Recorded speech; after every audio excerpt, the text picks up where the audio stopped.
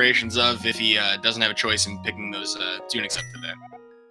And here we go, directly underway. Both runners, of course, starting from Link's house, going for the Uncle play right away. I mean, personally, it's not my favorite play, but these guys are better than me, so what do I know? Fair enough, right? I feel the same way. Looks like we did have both 5-6 crystals in the Light World, both Desert Palace and Tower of Hera, as well as another crystal over at Desert Palace. So we'll be finding lots of crystals in the Light World. Means some of the more annoying dungeons in the Dark World might not be required. Yeah, this is a boon for anybody who's looking for a fast seed, but we found more than a couple of times that turns out to just be one really annoying item. We'll see, though, as this race develops. Andy and Ben both taking advantage of a couple of opportunities to get some information, looking for a bomb drop from one of the guards from throwing that sign, and, of course, looking to also pull the tree to find out there's hearts from it, so nothing from the tier 1 that we care about today. Yeah, that immediate tree pull is probably the main reason that's a big deal. And oh my goodness, there is a moon pearl at the sanctuary, and Ben is grabbing that and piecing out. Looks like he may be going to do the bomb farm south of Kakariko Village. That would be my guess here. Yeah, there are a couple of bombs, and we saw this in the first attempt at Game 1. Ben here heading towards the grove where there are two potential 50-50 bomb drop bushes. Andy appears to be looking for some as well. Yeah, I think Andy's going to try to get in. Looks like he might be trying to get in 5 or 4 total kills so that he can do another tier of a tree pull. No, I'm making that up. It would only take 4, though. If he does 4 kills and then pulls on the tree after his most recent pull, you'll get tier 2, and if you get 4 kills without taking any damage, you get tier 3 as well. So those are useful pieces of information. Random items could be bombs.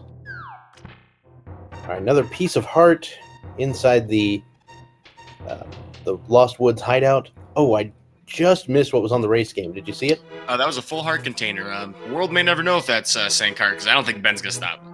Yeah, I don't expect either runner to go there knowing what it is. If for some reason the runners decide to just YOLO the race game, I don't think you'd stop 2 seconds short of picking up a free heart. Yeah, and I've definitely seen Andy YOLO the race game. Thing is, though, is he has no bombs, and he needs at least 3 to finish up what's here in Kakariko. Yeah, so, well, I think he's going to be okay, because we get a 300 rupee drop here in the back of the tavern. That will enable him to purchase 50 bombs from the shop next door, and, of course, the bottle vendor's item. Yeah, Ben will be the first one into the chicken shack here, with his advantage of having picked up those bombs in the grove. Only going to get 20 rupees for it, but we are very quickly approaching what we need for Zora, depending on if we're going to check that bottle vendor today. Speaking of which, Ben's on his way, and the bottle vendor today will be another 50 rupee rebate, so half price, or half life lesson, I suppose. Half life lesson confirmed? I don't know. He can buy 10 bombs at that. That is true. We have powder in the well, which means we can start playing the game now. And there's a piece of heart, big 20, big heart, and another big 20. So not much left in there. We've still got Blind's Hut to go, and then, of course, a few other odds and ends locations throughout the Light World before we have to start really digging the bad ones. Well, judging by the color palette here in the well, looks like we're going to be seeing red leaving this place. But Ben's definitely going to check these 5 items here in the basement of the Thieves hideout, using his last bomb to do so as well. Some shrewd runners could potentially try to take advantage of their last bomb to switch an item slot, but he gets his refund and a bombos as well. I was thinking that Ben might, after this, decide to go to the shop near Lake Hylia as he's on his way to Eastern Palace or something to pick up more bombs, but that's not going to be a problem because we pick up a giant stack of 10 inside the back of Blind's Hut. That stack of 10 is, of course, not available in the normal game. That was added in as part of the standard with randomized swords option that was added so that the uncle could give you a bunch of bombs. And of course, to clarify, for those of you who weren't tuned into the spring tournament, which was a standard tournament, the summer tournament that you're watching now is an open mode tournament. So we do have, of course, the ability to, start the game from both locations, and the item may still be in the pool, but the uncle no longer is guaranteed to have that weapon. And for those of you watching at home and looking to get in on some of this yourself, the fall tournament coming up, the qualifiers for that will also be open with randomized swords, so this is the mode you're going to be looking at. So now the tournament itself will be various modes, but if you're looking to qualify, this will be what you want to try to figure out. And I'm hoping to see a really big turnout for that. This last spring tournament was very exciting. I'm really stoked to see what we get beyond that in the next one, because overall level of play has been increasing quite a lot. You see these runners diverging quite a lot in this race. They hadn't in the previous attempts, in this series. So I'm very excited to see what this top level play is going to produce today, as far as any kind of difference at the end of the day. Okay, so we've got the magic cape found in the dam. That is, of course, one of the 4 horsemen of the apocalypse. I think I pick up on your implication there. Yeah, we've got once you get a couple of swords, the cape, and the lamp, or basically 3 of those 4 items, Aghahnim's tower unlocks, and that could be your way to the Dark World, especially now that we have the Moon Pearl already.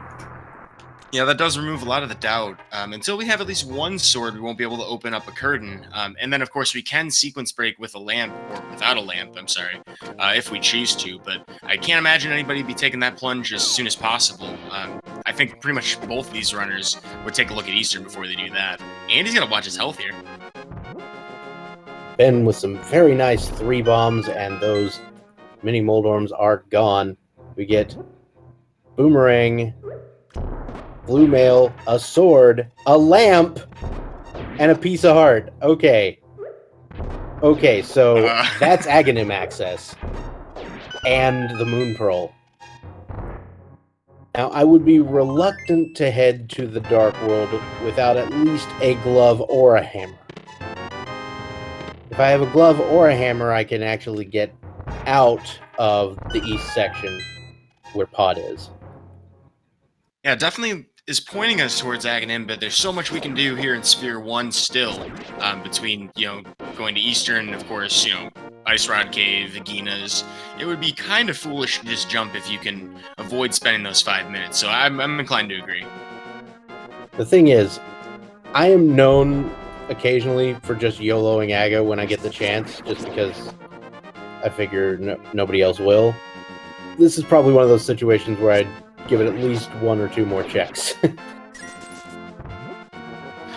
Ice Rod Cave, though, just inching us a little bit closer to Zora with another big 20. And our runners are very quickly approaching the total cash needed. I wouldn't have been surprised to see one of them gamble their way over to the Zora area with a water walk. Now that they have the Moon Pearl, trying to get to items in the Waterfall Cave. But time not being wasted, Ben here is going to head towards the escape, which is now full completable with that lamp. And Andy's going to follow suit. I imagine, at this point, if while inside here, I find a glove or a hammer, or I manage to find the small key so I can clear out the back as well, when I'm done with that, I might be tempted just to go up to Aga while I'm here. And it'd be even better if we had a Mire, too. Mire, of course, would take us to the very entrance of the castle and make it very quick to do so, heading up to the top of the tower to take on Agahnim himself. But Andy's going to make his way down to follow Ben on the way to Zelda's cell here, which will be empty. Zelda's already been rescued in open mode. So we did get the small key. That will allow us to go check the back without having to pull the rocks up. Could lead to some glove action in the back of escape.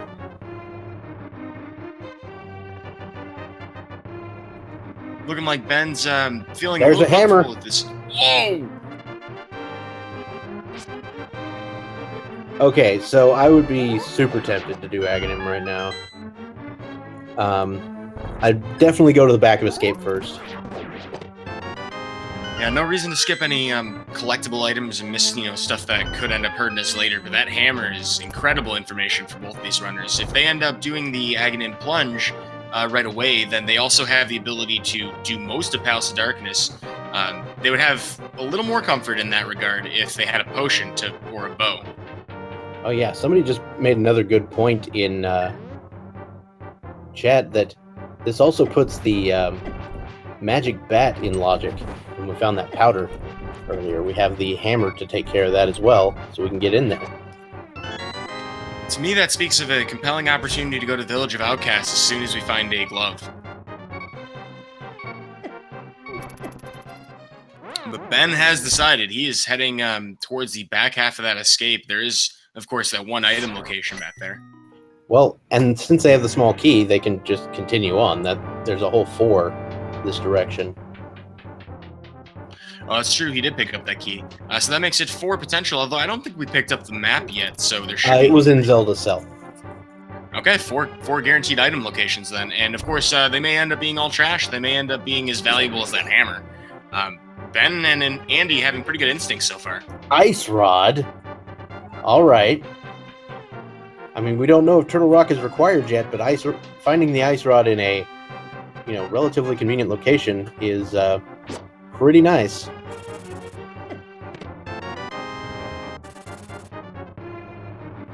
Well, with the power of ice, we also have a nice weapon for Lamolus as well. Kind of an underutilized one, but if we end up getting to the point where we head up to the Sandy Worm, southwest corner of the world, that would actually be a pretty good weapon. Oh yeah, Ice Rod Landmo is something you don't see very often. Pretty great. Alright, so we've got a big 20, a Quake Medallion, and another big 20. So that is going to do it for the escape. So now our runners have a decision. Do we go Aga, or do we go Eastern? It's tough. I mean, Sahasrahla has 3 items behind him, and Ben seems to be, finding that appealing. He may or may not actually end up in Eastern itself, but being so close, I mean, within striking distance of the 500 rupees we want, he could get them from that big 20 on Hylia Island if only he had the right items for it. So both runners heading toward Eastern Palace. That is completely expected. So you were talking about getting the mirror. Another thing the mirror would have allowed you to do was, after doing Agahnim, you go over toward Palace of Darkness, and you can check the Eastern and Sahasrahla while you're at it. It's so beautiful in terms of things you can route together. It's just amazing. And we can also ask Sahasrahla here for where the location of the Green Pendant is. It's going to be Swamp Palace today, meaning that mirror is going to be potentially relevant for that reason. Ben does get his big 20 to finish up his 500 set, and an extra 50 for good measure. Maybe he needs bombs or a potion. And if he could get a potion with a bottle, that might actually be a good decision to make before Palace of Darkness.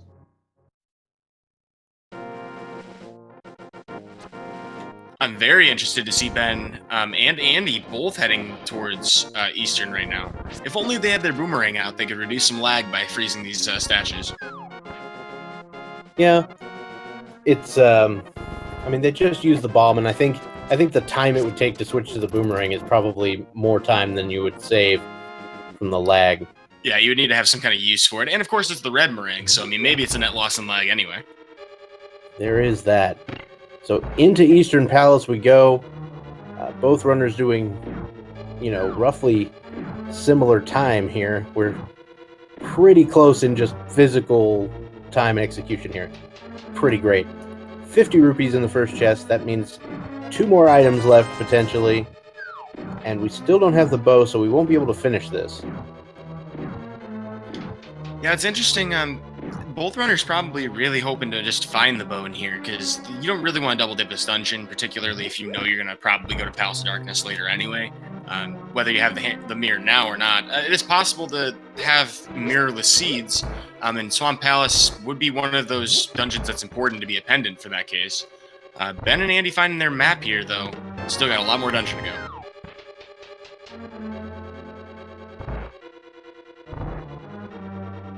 Trying to think of what else would be significant here.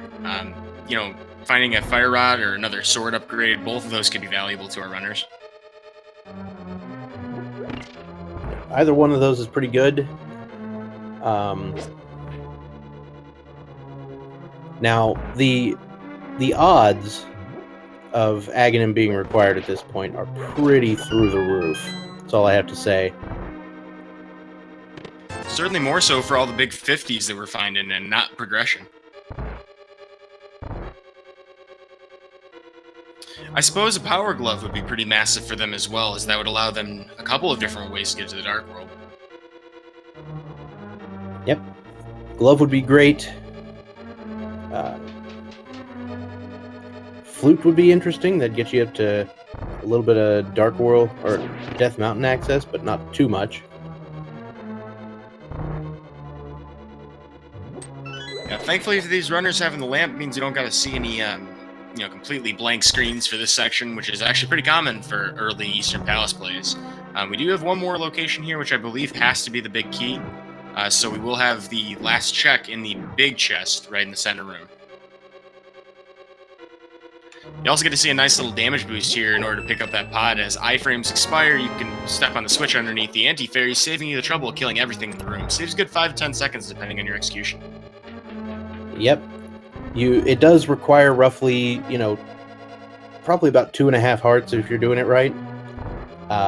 So if you're low on health, you want to make sure to regain it. And that is a single rupee in the big chest.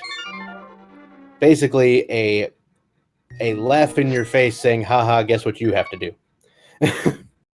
Of course, the benefit for us as viewers is that we get to see that happen side by side and how they both react to it. Neither of them know what the other has done. And this may be a moment where you have some anxiety about your opponent heading to Agahnim early. What could they have possibly found in advance on Pyramid or even Palace? So I think both of our runners here are, speaking of the anxiety situation, I think Ben is going toward Magic Bat to check that out. Andy, I think, is going to go look at the actual Lumberjack Cave just to see if there's anything important there. We also get a little bit more information. Tier 2 on that tree pole is going to be green rupees, and the bush crab today is going to give us red rupees. So while we don't need to farm, those would have been good information to have. That is a big 20 on the Lumberjack Cave, and Ben is heading to Magic Bat.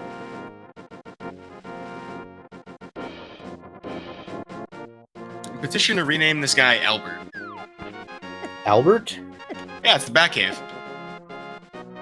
You mean Alfred? You know what? You're absolutely right. Alfred. Big 20 from Alfred today, unfortunately. Ben, having taken care of that, though, won't have to route that in with anything else later, so his Smith checks will be a little quicker, but this is a bit of a time loss, I would think, compared to the... Well, I mean, then again, Andy might do the exact same thing right now, so... All right, so Ben is now heading to Agahnim, it looks like. We are leaving one chest unaccounted for in the areas that we can access, and that is the one in Agahni's Cave over in the desert area. If that turns out to be important, then that could be like a 5 or 6 minute time loss here, but it's pretty unlikely. And so, of course, some of these one-off checks will feel like they are, net time losses, but because they're both doing them, it's effectively equivalent. We don't have a lot of good weapons here for Castle Tower. Resorting to hammer and a lot of menuing.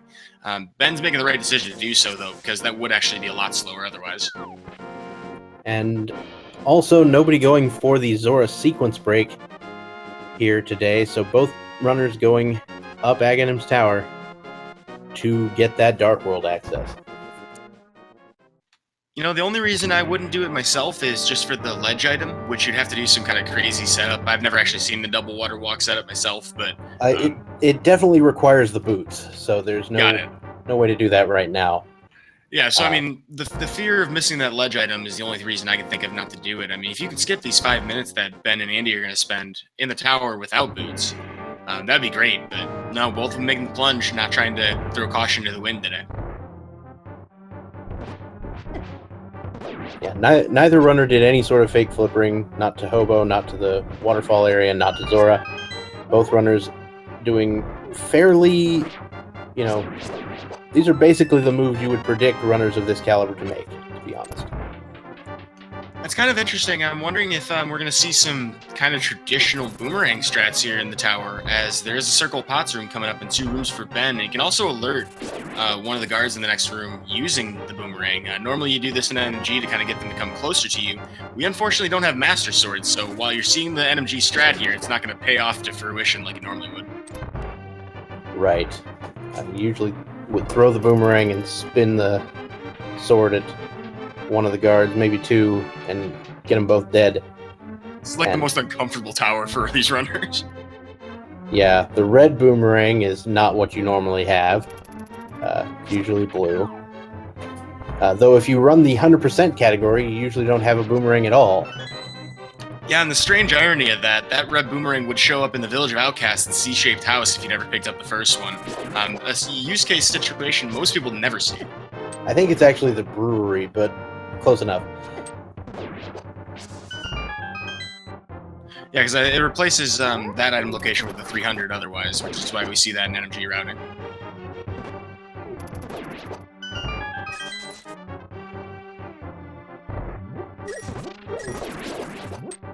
Yeah, the brewery or the bombable hut, those are the same thing, I believe. I actually hadn't heard it called that way, but that's interesting. But yeah, that's actually what it's called in the spoiler log, believe it or not. It's called the brewery. Forever, that will be known as that instead, then. Appreciate that you know that. It's a very obscure piece of information. But we have the Agahnim fight here between both runners. This is going to be the same RNG for both runners. Normally, this fight would be a 5-attack cycle. First attack would be a reflectable shot every time. 2, 3, and 4 are 50-50 between that and a blue ball, which is a waste of time. And the 5th attack is always lightning. So we'll see the same fight from both runners. The only way you can save time here is to knock Agahnim closer to the center, ideally getting less of a warp distance. Right, and that's merely on the average. Because it could be that you knock it toward the center and he was going to go the other direction.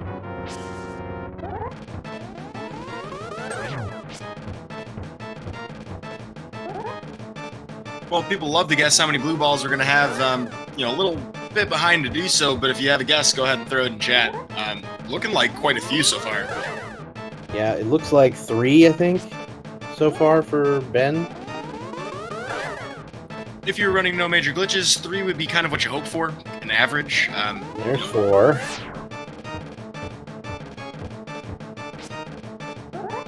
Oh, I guess 5 then. But this is a moment of truth, though, whether or not the pyramid was the right play. Ben's going to get the first look at the map as well, and we find those pendants at Misery Mire and Swamp Palace, as we knew before. I believe it was Skull Woods for the third one? Thieves Town, it looked like to me. Perfect. So Thieves Town, Misery Mire, and Swamp Palace as the 3 crystals, pendants. Swamp Palace being the green one. So we could see a seed where the flippers are not strictly required. And we could see one of those mythical seeds where somebody gets to cross the gap on Moldorm 2 without, the required implement. We would never do that. Come on, in a tournament race? That's such a gutsy thing to do, though. I mean, I feel like I would definitely lose the time. Well, Hype Cave, or previously known as Hype Cave, could have some stuff for us. 5-item locations with that thief included, being a piece of heart. We get a 50 rupee drop. The power glove, finally. There we go. So the glove is the main attraction in that cave. There is, of course, the single arrow for those of you who are fans of memes. But there is the glove is the main attraction there. Hey, I mean, do you even lift cave? Certainly an attractive, appealing place to be, and that does give Ben a lot of flexibility here in the Dark World. Looks like Andy's going to follow suit shortly thereafter. Yeah, so with the hammer coming out of Agahnim, the obvious play is go to Hype Cave, and then potentially head over to Stumpy and Digging Game, as Ben is going to do, and then you could go ahead and just save and quit and head back to the Dark World via the portal in the castle, and that is the bow on Stumpy. So this is a great move to come this direction before heading over to Pod. Yeah, that would have been the most punished thing I think I've seen in a long time. Well, thankfully, nobody's going to be double-dipping Palace of Darkness at this rate. It looks like we're going to have pretty much everything we'll need for it.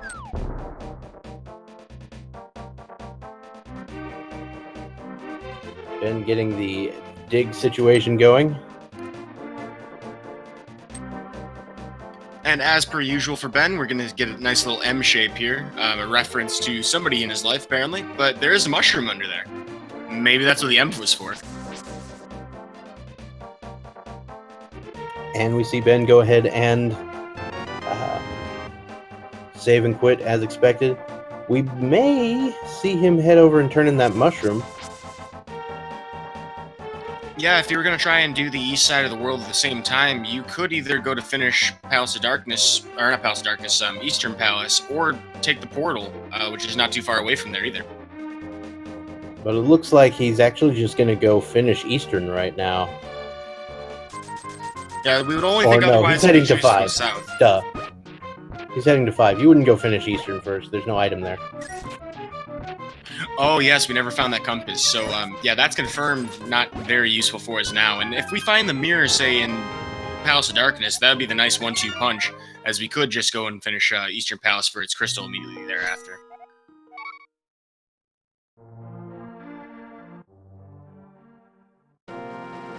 You know, there is still that possibility the other glove was at Agahnim. There is that. It's unlikely, but we could be in a situation where we are not required. Oh, yeah, it'd be neither a hookshot right. nor a long shot, but I mean, you know, that would still be amazing.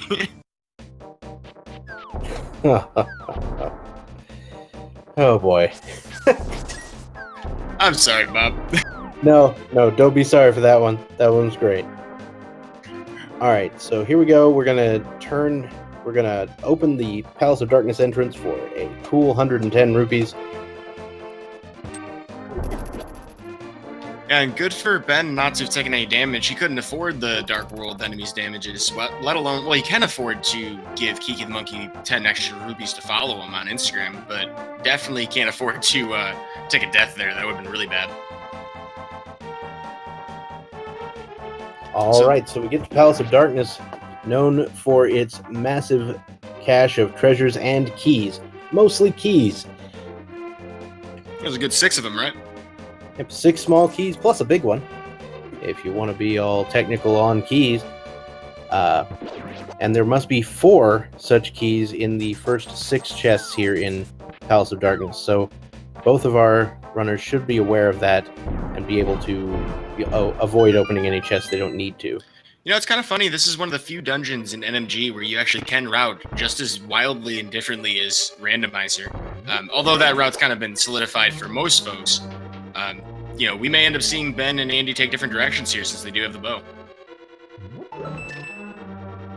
So we are going to see Ben go ahead to the big key chest here.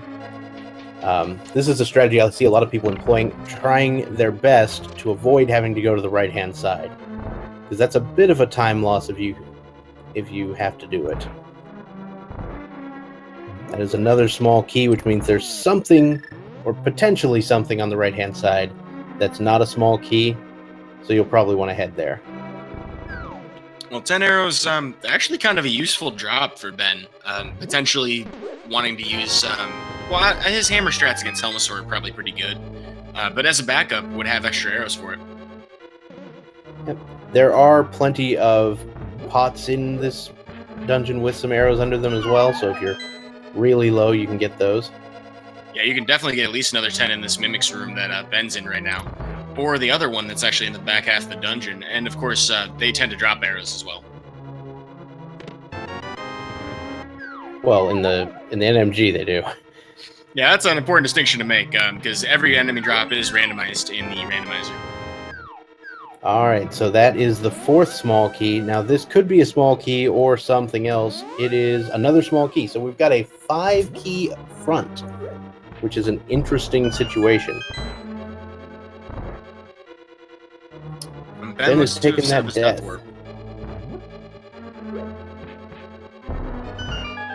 Have we found all the dungeon items yet? Oh no, there's still one more small key, one big key, the map and compass still at large. Now that's a lot to be hidden behind the maze, and I get the feeling we're gonna find at least 2 of those 3 dungeon items over there. It'd be really nice if we find the big key on our way there. as that hammer yump, we can't do that right now. I mean, you could do the hammer yump, you're just not going to be able to get the big chest, so... I suppose it would make sense if you wanted to start from the back of the maze. Yeah, there's really no point in doing that if you don't have the big key, though. There's the last small key, so everything else is either a dungeon item, including the big key, or some, you know, non-dungeon item.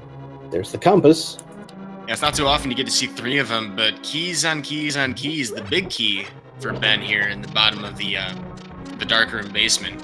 Gonna make his way back to the maze, and Andy not far behind him, maybe a good 15-20 seconds.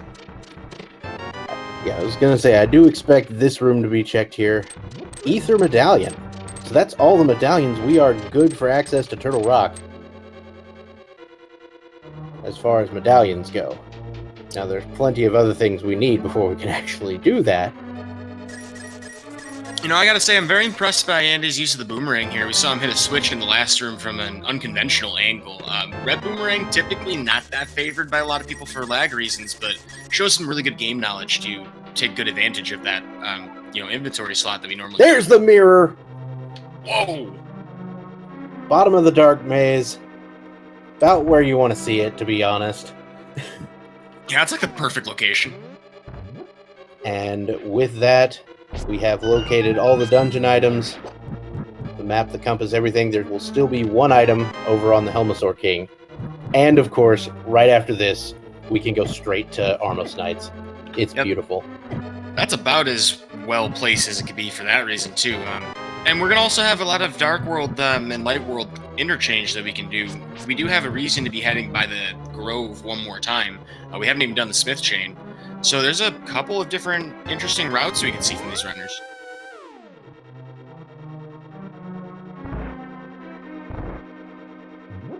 No Cane of Samaria for Ben today, so he's going to have to do an attempt at a sexy statue there, try and get that into position. Going to expend 4 arrows here on these mimics, and if only he had a Master Sword and full health, he could save a menu here.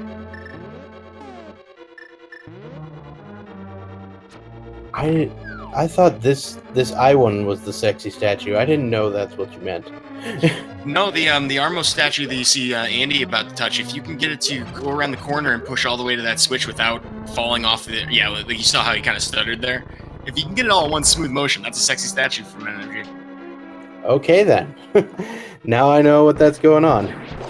I saw that in the practice ROM, and I was like, what? Yeah, some very weird references. Folks, if you haven't seen the practice round by Poor Little Pinkus, fantastic resource if you want to get better at this game. You can pick rooms for individual, you know, basically presets or save states. You can practice all of it in sections, give yourself different equipment. Very useful if you want to try some unconventional routes as well.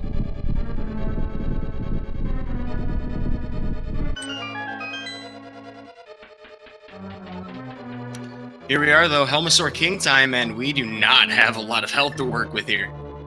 Ooh, this is the amount of health you generally would have if you skip the Sankheart in NMG, I think.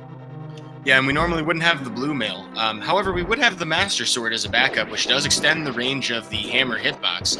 So this is going to be a much more precise fight from both of these runners. And you see Ben kind of trying to time his last hit in case there's a fireball. He could despawn it using that. 2 more hits for Ben here, getting pretty close. Well done. I'll have to keep that image in my mind of coming in slightly from the left, trying to hit that jewel with the hammer. That seems like a winning strategy to me. Yeah, it's a lot harder to do with Fighter Sword, and you can do it from the right. It's just a little awkward to set up. Like, a lot of people visually don't prefer that side, but Andy's been practice for weeks. Destroys it. There's some time save for him. He didn't have to wait on that fireball, which Ben waited for, thinking he was going to happen. He saw what appeared to be RNG in that favor. It ended up not being, so a couple of extra seconds for Andy here.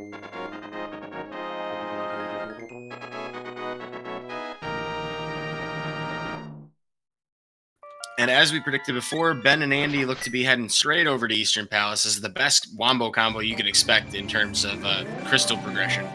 We do get the 5-6 crystal from from Palace or from Eastern Palace, excuse me, if we do make our way out to the mountain with that mirror, we actually can get the other one already. Yep. I was about to mention that the other one became completely available once we got that mirror. So yeah, 5-6. You know, the Pyramid Fairy could be in play today.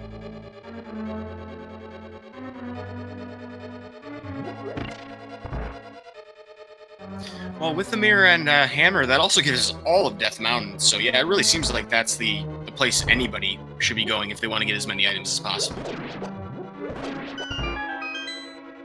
A Titansmith would get us even further with the Dark Death Mountain as well. Yep.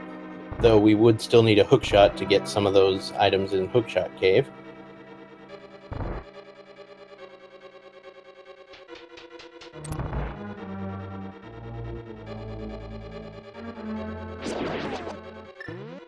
Well, so far, Ben having pretty friendly RNG overall in the Cannonball room. Skeleton's not being as great. Can't always count on the Stalfos to be nice, but we do have a sword, so we get a nice sword spin here. The boots would allow you to get one item in Hookshot Cave, or 4, depending on how amazing you are with skills, but we'll see. Ben setting up the normal arrow Ice Armor's quick kill. Pretty nice shot. No red guard today, and we are done with that. Yeah, this is one of the more practice segments of the game. If you're a speedrunner of the vanilla game, as a lot of people do reset a lot going into Agahnim, so you're gonna see a lot of people pull off this fast kill well. Andy actually missed one arrow on the first Armos. Gonna have to pop 3 more into this one.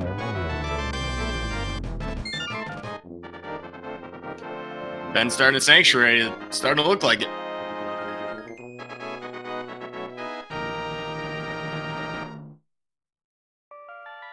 All right, so we could have a play toward Death Mountain. We could have a play toward West Dark World, but Death Mountain looks like the play right now. Yeah, we may end up seeing Ben pull a tree here, as he's killed at least 4 enemies since his last one, but nope, he's going to pass that, or bypass that for now.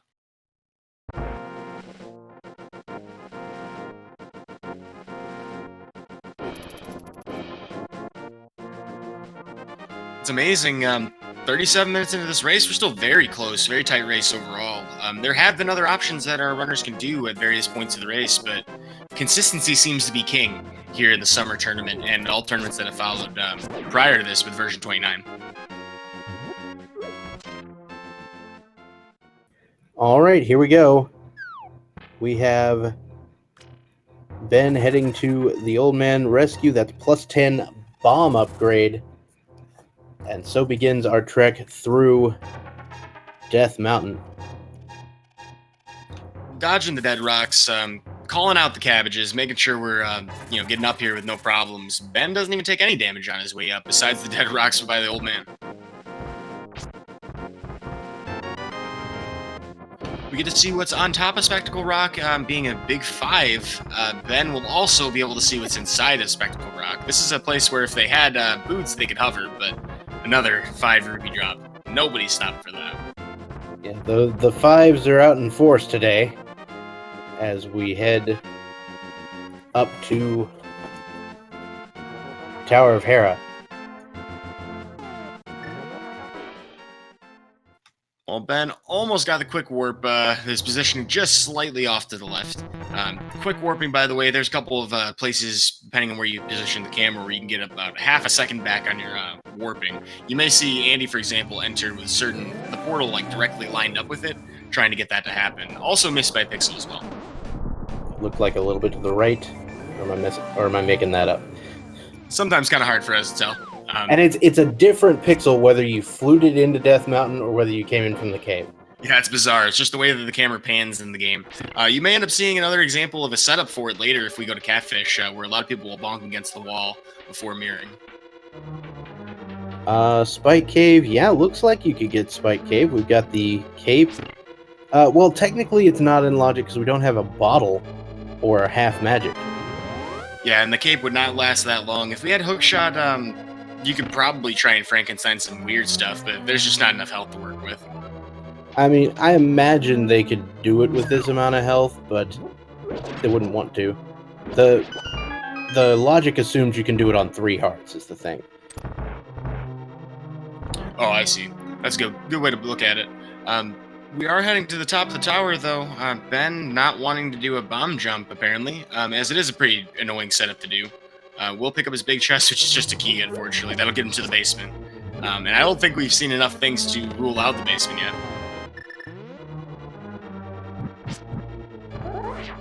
Meanwhile, Andy pulling off his bomb jump using a spin slash setup, which, if you didn't know, Link can actually not complete a spin slash unless he's standing on solid ground. So if you release it at the right time, the game will force him on the closest pixel to the ledge. Yeah, that's how I've learned to do that bomb jump, because trying to line it up on the right pixel, hitting hitting the button for only 1 frame is something it's very hard for me to do. And of course, if you have the boots, you can just do a dash bonk against the wall, expanding the range that you have available to you from 2 pixels to 6. Ben here's going to pick up his compass, though. We were going to the basement, it looks like. Yep, there is definitely an item in the basement. Now, whether our runners decide to go for it or not, that is up to them. Some people might just YOLO it and skip it. Oh, boy. Oh boy, so Andy had saved a little bit of time in his bomb jump. I'm wondering if he's gonna head down to the basement or follow suit with Ben here. And Andy is going downstairs, so this could be a pretty big difference maker. It's about a minute time loss for Andy if it's nothing good, but if it is something good, it's probably like a 30-minute time loss for Ben. Yeah, it could be very colossal. There's really no reason you'd want to come back to the Tower of Hera if you could avoid it. And Andy does successfully pull off his coffee break, so he may or may not be, checking his DMs on Twitter. He could be running to the bathroom real quick, grab some coffee. If you're from across the pond from here in the States, you might be getting some tea. All right, so there is 5 bomb upgrade in Spiral Cave. We'll head over to Paradox Cave, so called because its internal geometry does not match the external geometry. Well, hold on. Paradoxical? How do you mean? You're saying if I fall down, I fall up? Yeah, basically. And we can also destroy blocks with mirrors. If you haven't seen, if you haven't watched a lot of Randomizer, this is based on the 1.0 version. Just a piece of heart in the basement of Hera, so Ben picks up about a minute here. Although, kind of an interesting counterpoint, we may see Ben go back there anyway. If he ends up getting stuck somewhere, maybe forgetting a location elsewhere. So that could still end up working out for Andy, but as of so far, you're absolutely right. We appear to be a minute behind. Oh, and we find Stank Heart and our first bottle.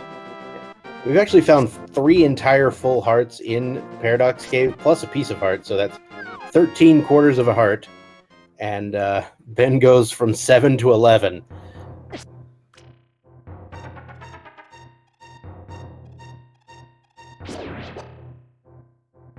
He does appear to be heading back to Hera, actually.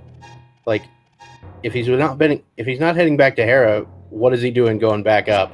Yeah, cannot open the Turtle Rock portal. No reason to be heading this direction otherwise.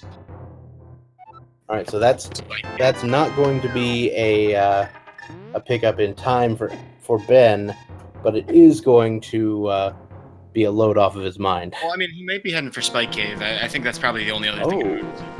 But nope. You can go back to Hera and then maybe do Spike Cave afterward. Maybe that was the play. Well, so that's like, the I'm going to do Spike though, Cave anyway, so I'll just... Yeah. Yeah, so I mean, thinking about that in advance, that does make a lot of sense. However, if there was something in Spike Cave, Ben may have actually ended up saving time on Andy, because he is not apparently heading back for Spike Cave. Well, we'll see in a moment if he chooses to, but yeah, I mean, that item could be also very relevant today.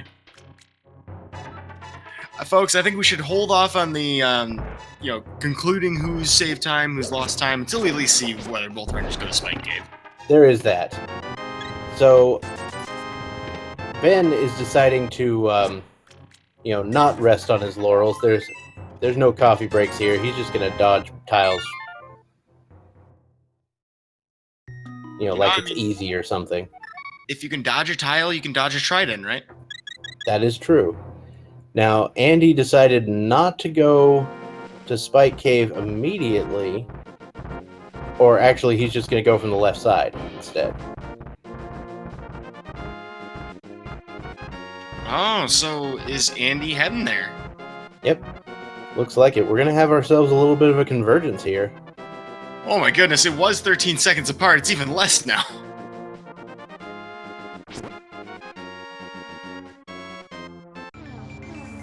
It was like 6 seconds between when they went into the portals.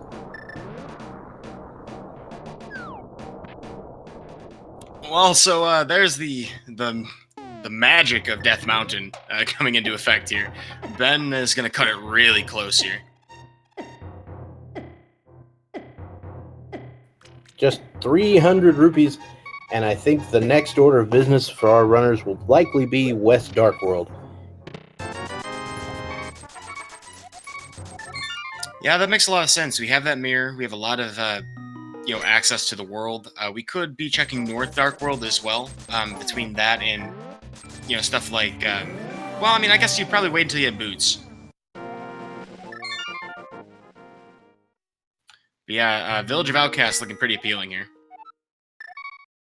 So you just get to West Dark World the way you normally do, through the Lost Woods portal. You'd have to, of course, save and quit out of in the Light World because we've completed Agahnim. You know, though, I'm almost surprised to see nobody trying to save and quit back to Link's house. We do have the Pyramid Fairy on the table. Maybe for item density reasons. There is that. We are getting a bottle check. We got a bottle with a B inside the Paradox Cave. Unfortunately, nothing doing there. Both runners remembering that. It's good because I would have forgot. Yeah, that's an easy one to forget. The timing of your bottle can make it just really in the back of your mind, particularly if you find some kind of crazy mind-bending progression immediately thereafter. Yeah. The reason you had to save and quit twice there is because, one, you're in Spike Cave, so you're not walking out. And two, you're in the Dark World, so you get put on the pyramid. Yeah, so some quick mental math to make sure that they're saving as many frames and seconds as they can. A lot of races in the last several tournaments have come down to seconds. So it'd be easy for us to say, hey, this one decision made the difference. No, it's accumulation of everything. And these runners not looking to waste anything. Looks like Ben is heading toward Skull Woods first, while Andy is going to head toward the Village of Outcasts. So another slight divergence here. We know Skull Woods has 2 item locations, or 2 potential items to pick up. Without that Fire Rod, we're making a little bit of a gamble here, and it does take a little longer without the Cane of Samaria, but Ben hasn't had much trouble getting past these Gibdos with minimal issues. Yep, the Gibdo's movements are basically completely predictable. So if you know how to work with them, then you can usually get around just fine. Well, Andy checking the brewery here, going to get his 10 arrows. Not quite the long necks he was hoping for in here, I imagine. Yeah, pretty much. Alright, so Ben has that small key from the back, which means he will be able to clear out everything he can reach in the front of Skull Woods as quickly as possible. Plus 10 arrow upgrade in the Sea House, so nothing to write home about just yet. And let's see if Andy decides to dip Thieves Town. He is going in. That's going to be 4 items in the front, plus some more potentially in the back. Yeah, we definitely know one of them will be a big key just for progression of the dungeon. But getting a small key there is a little bit of information. We're going to be considering where we're at when we get to the very back here. But oftentimes, most people are just going to end up completing everything if they make their way to the back half at all.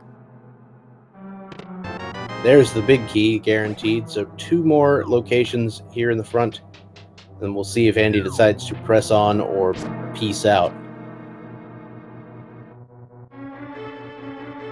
Ben, though, taking the time to look at, the bumper cave, as well as head on over to Desert Ledge, different ledge, Graveyard Ledge, which is a somewhat time-consuming thing to do, but if he's going to make his way over to, say, like Catfish and other things in the east, this does make sense. Graveyard Ledge is a place that a lot of people don't like to do, especially if you don't have the boots to check the other things here, but we did see a Master Sword for Andy in Thieves Town.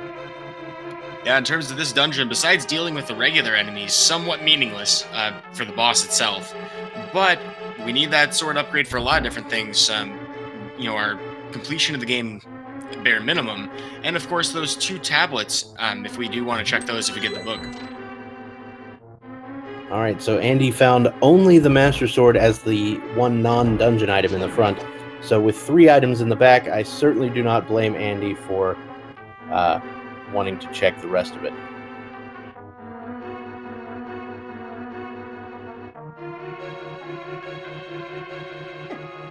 While Ben does not have boots to do any sort of fancy water walks, we would have seen him set it up in Skull Woods otherwise. So he's making his way back towards the village of Outcasts. Andy has a bit of a head start on this progression.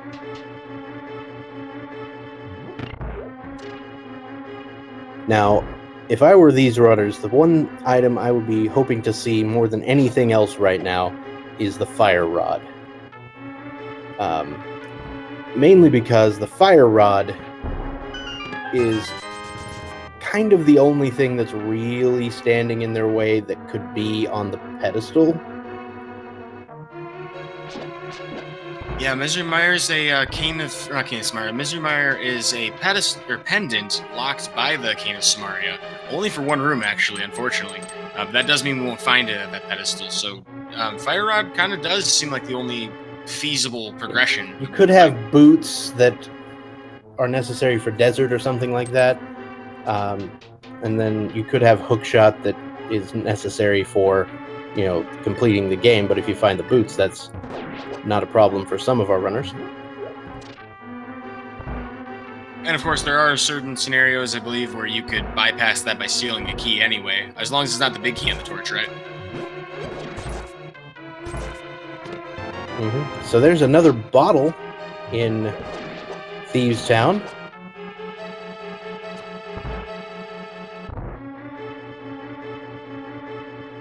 Oh yeah, it can't be Hookshot. I don't know what I'm talking about.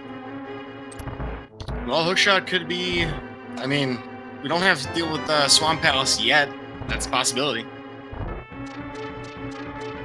Or a possibility that may end up being relevant today, is what I mean to say. I think I was listing Hookshot as something that's standing in their way as far as progression, but not something that could be on the pedestal. That would be silly. Why would that happen?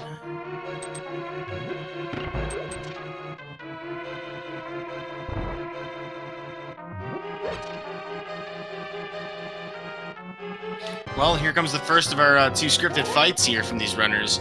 We're getting some nice puns from Blind here, but Andy, this is pretty standard territory. You see his setup with the hammer there. He does this for breakfast, lunch, and dinner. Well, all right then.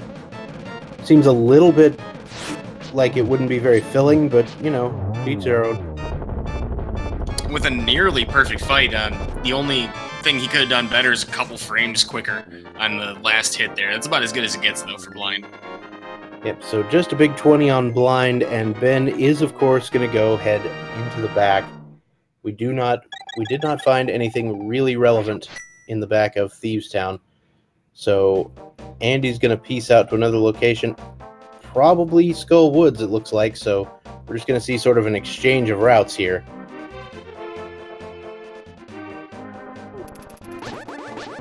And lacking you said there's a big 20 on Blind, right? I believe so. Yeah, so I mean, nothing we're gonna get here in Skull Woods that Ben doesn't have access to. Finding Fire Rod in Thieves Town would have actually been pretty bad for Ben, as Andy would have had one less dip of the dungeon. But we will get all of it, taken care of. We're gonna reduce all the possibilities here so that we can come back here when we have the one gated item.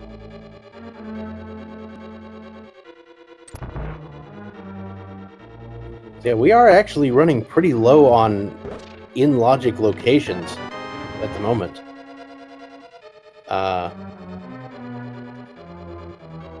We have Catfish is in logic.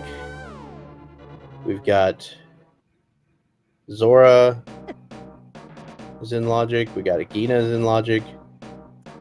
south of Grove. South We could of do Grove Pyramid Ferry. Cave. Pyramid Ferry.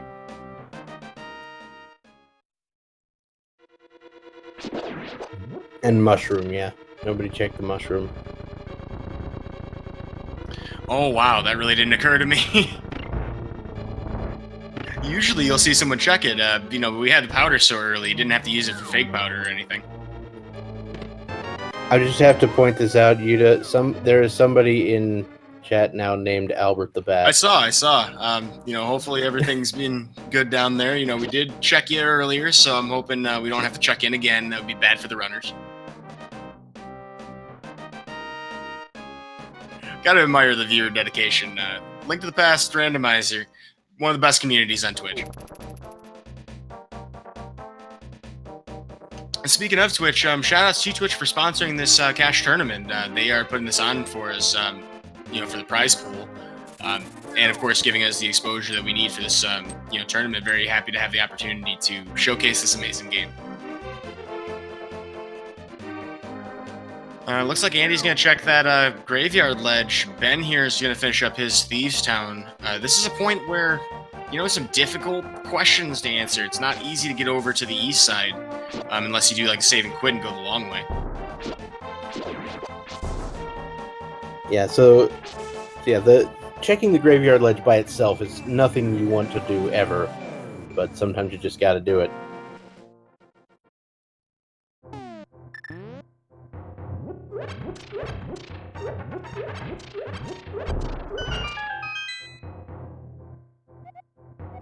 Alright, well there's our big 20 and Piece of Heart. Nothing of excitement for these two runners right now, and they're probably not feeling too great, but at the very More least, like they do Piece some of pretty straight. Out.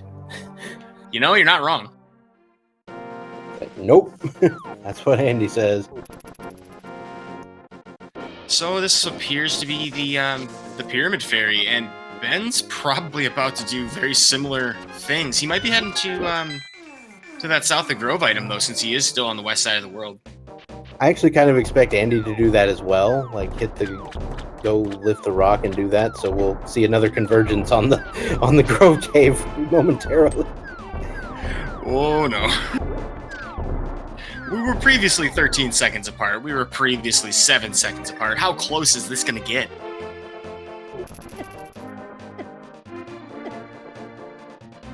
Holy free It looks moly. like still about 6, 7. And yet again, absolutely nothing of value. I am kind of like really, really pulling now for second glove in Agahnim's cave. You're pulling for the glove, you said? Yes. Yes, I did. And that may lift our spirits today, you know, in a big way. Titan's mitts, named aptly so for their ability to heave all kinds of big stuff. Yep. Also, they kind of look like the Infinity Gauntlet. Fair enough. We're not quite Thanos, but, you know. But he is a Titan, so there you go. We do lift up 4 times our size in the sprite in rocks, so, I mean, it wouldn't be that far of a stretch.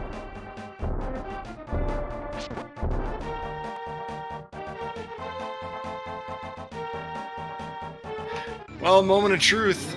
We've already checked the pyramid for its item, but we have not seen what's inside this cave, and we have an empty bottle, actually, so we could get a potion refill as well.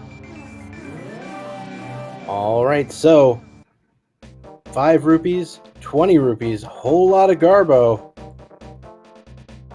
Chat's pointing out that Ben did what was called a bomb dupe. If you actually do a screen transition on the exact same frame that the bomb is about to explode on the 0 counter, you can bring the bomb with you to the next screen. That's actually a really nice time save if you don't have a hookshot or boots to increase your movement speed. I think the window on that is wider than a frame, but it's still pretty impressive to do that. Yeah, And apparently he's got it timed out where he can just leave the bomb as soon as he exits the door and just head to the screen, because that's what he did. I was like, wait, did he just leave the bomb behind? Oh, okay, he's doing the bomb dupe. Well, it's certainly smart if you got the setup for it. You know, that is a time save, and if it's consistent. I think consistency is the big issue with a lot of runners. All right, mushroom time as well. Perfectly wonderful route here. We have the Titan's mitts on the mushroom. So would this be the steroid version of the drug trade? Something to that effect. But with those Titans mitts, no reason not to go take care of catfish and everything over in that direction. We may end up finding flippers, and if we do, there is another item location in the ledge to check. But we're going to at least get Waterfall Cave. Or no, we can't fake flipper. Not from here, we can't. Or I guess you might be able to with the transition to Zora's domain. I've never seen anybody try to set that up, though. I don't believe that's possible, because I think that's sort of like a weird transition. The number of pixels you have to transverse.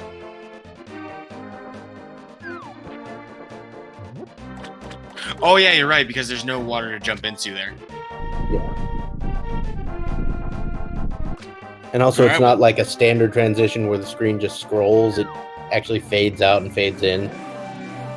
Also a good point, yeah.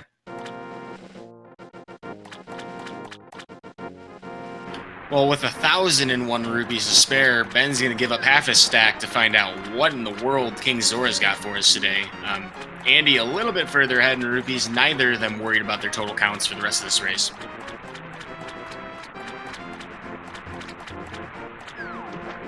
How mean would it be for this logic to put something in Waterfall Cave? It'd be pretty mean. But it seems about average that the King Zora would be giving us a piece of heart. Minimal value, maximum cost. That is par for the course today, as Ben heads to Sanctuary. I imagine we will be seeing some additional checks over here. The Smith changes came unlocked, and other various things, while Andy is heading for Death Mountain. We'll be seeing the Super Bunny Cave check, and unless we find the boots or a hook shot, that's about it. Also, big shout outs to the other cast that we have going on right now at Speed Gaming Français. If you are a French speaker, you can also hear a commentary being cast in that as well. We're always trying to expand to more languages, so folks, if you are looking for an opportunity to flex your language skills and you have the fluency to do so, by all means, check out the Speed Gaming Discord and try to sign up for it. Je ne parle français. If I could, I would. But no, I don't speak French. Neither do I. But we have a couple of checks to make here. As you mentioned, Super Bunny Cave for Andy, and also to see what Turtle Rock is. But Ben's got a very long Peg Cave check here. Unfortunately, no boots, no item dashes.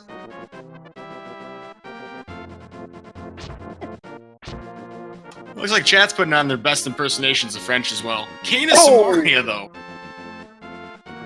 There's our Cane of Samaria. Everybody's favorite red stick of pain and stuff. I was trying to come up with a good word for holding stuff down. Didn't have one. I mean, you may feel depressed if you are picking up that cane. It is one of the most broken items in the game, actually, but there's a lot of things that are fun to do with it that you can't. Andy's going to open up the entrance to Turtle Rock, though cannot do anything in there. We'll just be doing this for speed later on. He can not do anything in there. Oh, no. Because he's got to have that cane. You ever get mad because you didn't think of a pun first? Well, 2 item locations here for Andy. He could use a mirror to erase some blocks while he's on his way through. Thankfully, going from the top's a little bit quicker. Doesn't really need to, though. And that's going to do it for the items that Andy can get on Death Mountain. Now, if Ben were to go up to Death Mountain right now, he could get exactly one more item, and that is the first item in the Turtle Rock. Yeah, barring the fire rod and some convenient routing of keys, would not be able to do much else in there. Well, it's a long way for the purple chest, and it really stinks to not be able to also check the tablet while you're over here. Bombo's tablet, kind of one of those one-off that you don't really want to take a long time to get to. And we still don't have Flute to make everything quicker. Andy could end up getting paid off by delaying this, although he appears to be heading towards the Smith chain now.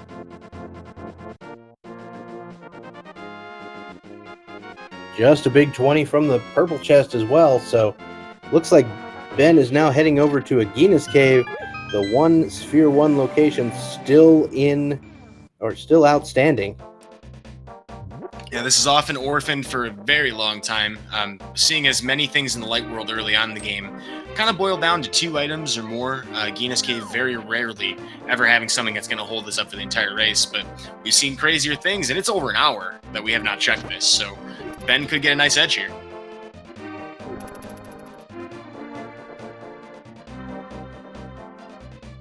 Half magic. Very interesting, not necessary, but would have put the spike cave in logic without the bottle, but not a big deal. Certainly a matter of convenience at this point. Seeing as Ice Palace is a crystal, we could see some good use out of it there if we're going to use bombos to try and kill some enemies and soften up Cold Stare. It'd be much nicer if we had the Fire Rod to take advantage of that half magic, though. Speaking of Cold Stare, I think Ben is about to go do some fake flipper shenanigans here. Yes, this is not in logic, but if he finds, say, the Fire Rod in here somehow, because this, really the flipper is the only thing preventing us from getting there, which you could easily find in, well, gosh, where else would you find it?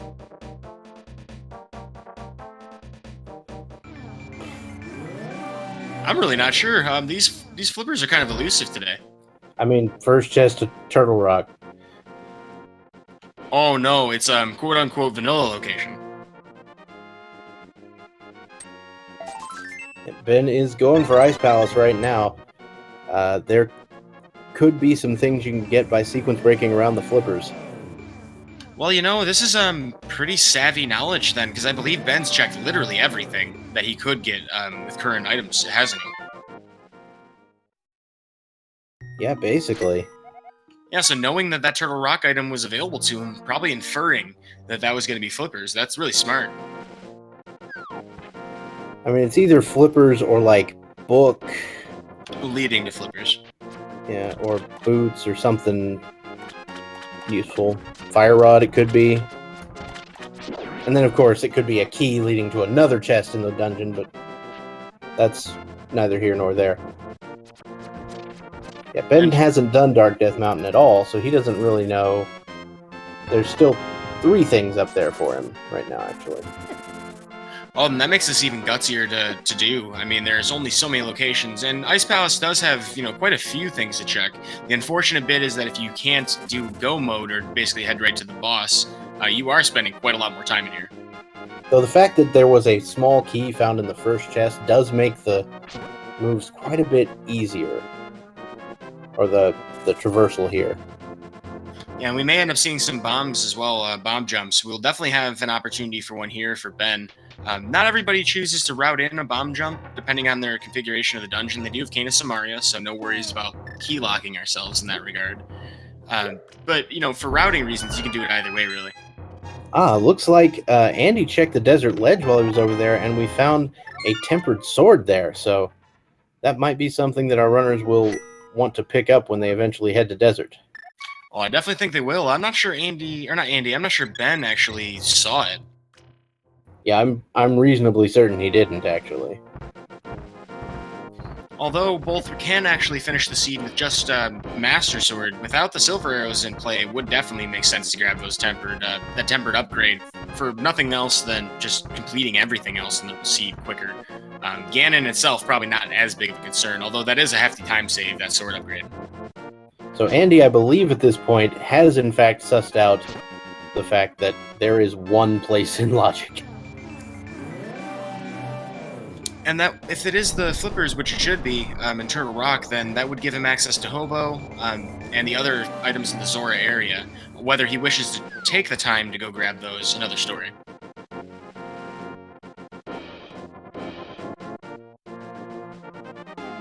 There's the big key of Ice Palace over on the right-hand side. Fairly close to its vanilla location, which is this chest.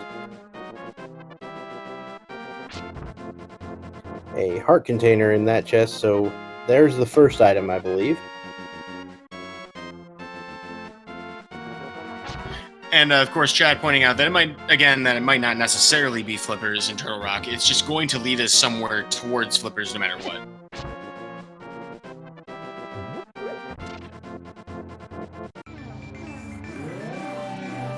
Because inevitably we do have to make it to Ice Palace. And this is our only place we can progress from.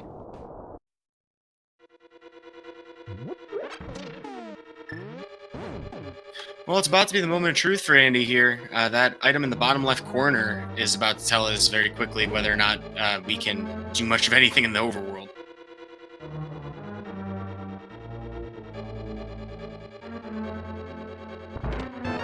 And we get to continue. The suspense continues thanks to the small key. Yeah, so we'll get to go through this Pokey Room, check out the Chain Chomps, and dive a little further into the dungeon. Small key potentially down the road could prevent us from progressing in this dungeon, so this becomes a little bit more of a wild card. There's 2 items we orphan on the right side of the dungeon now. We do see the second item for Ben in Ice Palace. That is the bug catching net. Another small key, and we get to continue once again. Now, there is the chance we get to go all the way to Laser Bridge. What would have to happen is have Big Key in its vanilla location, which I believe, well, it's not guaranteed, but it could be there. And then at least one more key in the next 2 chests, and we can actually make it all the way to Laser Bridge. Ben's got a interesting fight in his hands while we're waiting for more information from Andy, having to do the bombos to break the shell for Cold Stare and not really getting magic use otherwise. Looks like there was also a shield in Ice Palace that I missed. So thanks for pointing that out. Thank you very much. Well, here's hoping Ben doesn't let it get out of the corner, having a really good Cold Stare fight despite his sword upgrade, or sword status, and only barely getting away from him. This is still very dangerous. So that's the compass. So that means that our item is in Mimic Cave. Well, it's a long way to Mimic Cave. It's a long way to roam.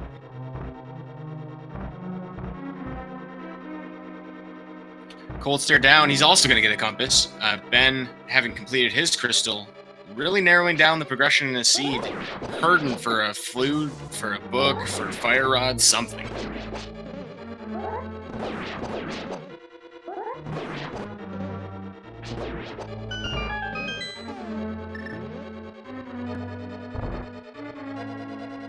Just the bottlenecking in this seed is real.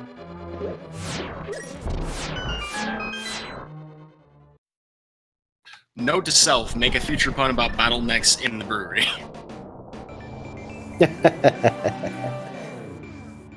Mimic Cave time though. Andy here, gonna make the check. Gotta make that plunge. This is do or die for progression right now.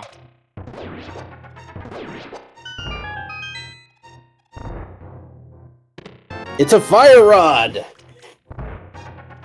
Holy moly.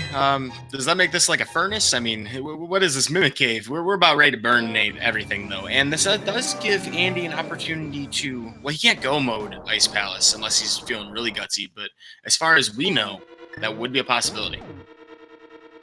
So what Andy's going to have to do now is backtrack to the front of Turtle Rock to get the big key and whatever else is in there, and then come back this direction to finish off Trinex. Yeah, it's extra tough for him because you can't just mirror out. You always mirror to the last location that you entered the dungeon from. So there's no convenient routing in that regard, and guaranteed when you have Mimic Caves. So we're gonna see them actually probably high-five in a little bit. Well, there is a little bit of a convenience. Once you get the 2 items on the right, you can mirror back to the big chest. So that actually, helps. yeah, that's like the rarest mirror you would see in here, and Andy almost dying would be heavily punished if he did.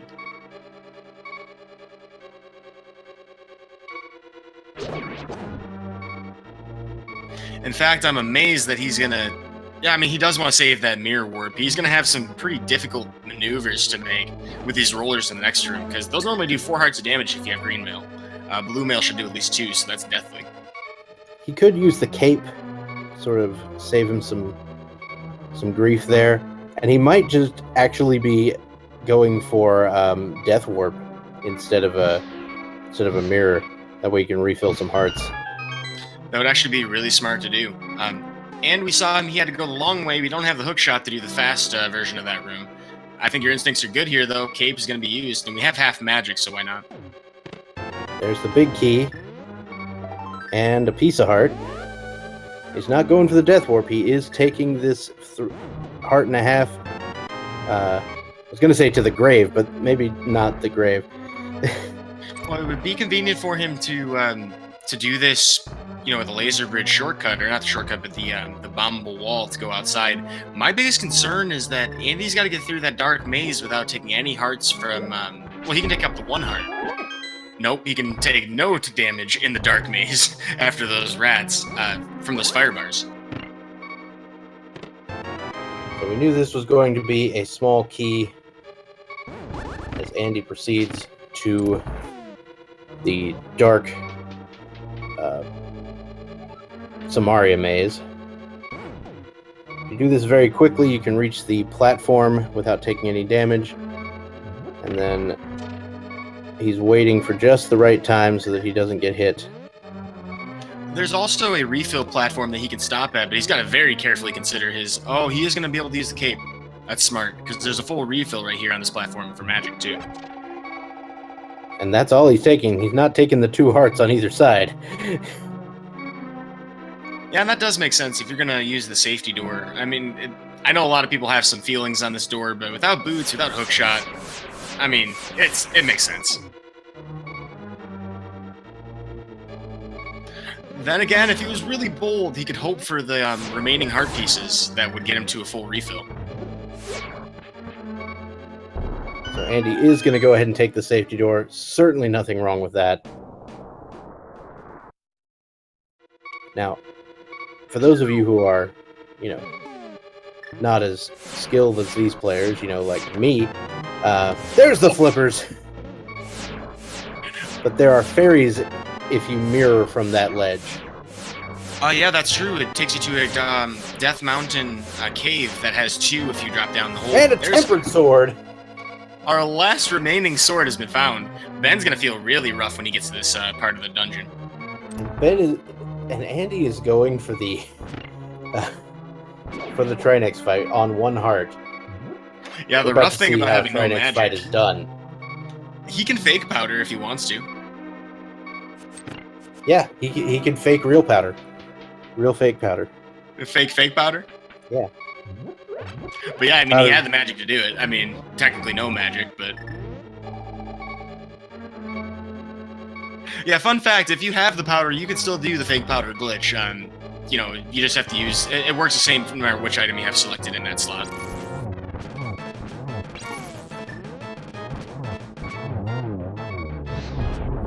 Andy, though, not worrying about that central head, could come back to bite him, but it looks like he's got it managed. Yep, once you've fought Trinex enough, it's pretty easy to predict the movements of the parts that can hurt you. And yeah, the worst thing that can there happen we is... go. Nice. Beautiful.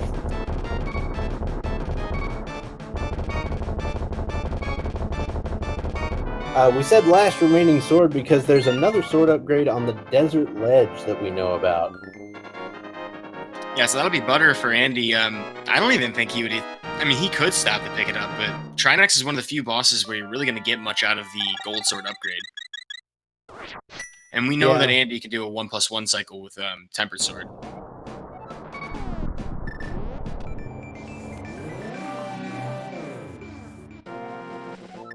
So now that unlocks Ice Palace in logic for Andy, so it might be the next place he goes. Unfortunately, we know there's nothing of any real consequence in Ice Palace.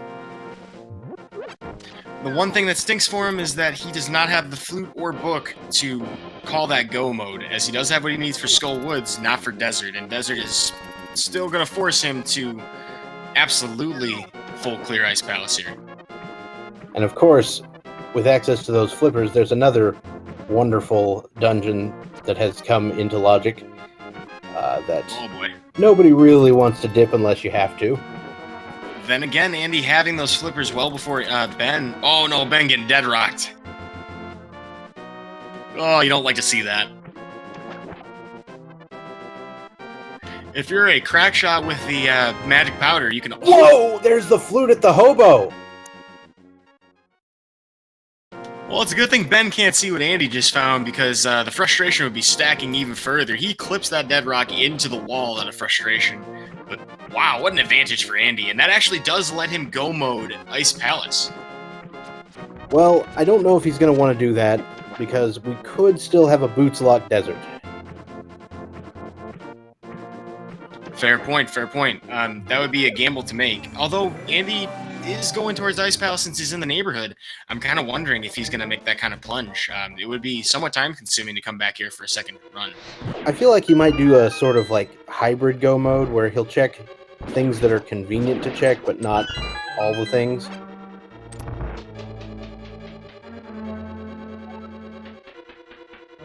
We haven't the foggiest where the hookshot is. Yep, and that would typically be required for Ganon's Tower. If Andy does find boots, he may opt to just skip that entirely, as there are a couple of different ways to sequence break the hookshot in Ganon's Tower with those boots.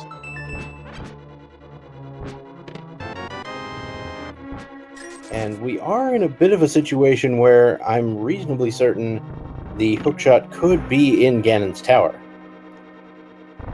I believe the layout of Ice Palace did not require the hookshot. You know, it's logic. It's not a long shot that the hookshot could be vanilla.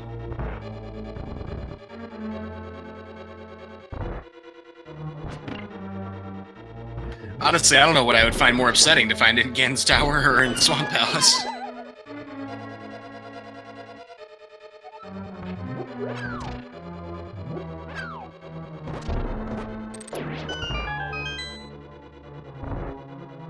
Moving right along, though, Andy's got his decisions to make. Bomb Jump being the first of them. He has bombs equipped from the previous room of the Stalfos Knights. However, Bomb Jump seeming to be pretty nonsense, or no-nonsense decision here. The Fire Rod in Mimic Cave is just the trolliest thing I've seen in a while. Let's put it that way.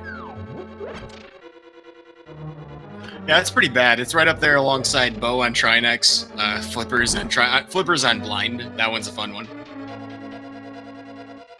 Flippers on Pendant Blind, excuse me. Ben here leaving no RNG to the no caution to the wind. RNG be danged. He's just gonna use Fire Rod on those Hokoboku. Pretty smart decision.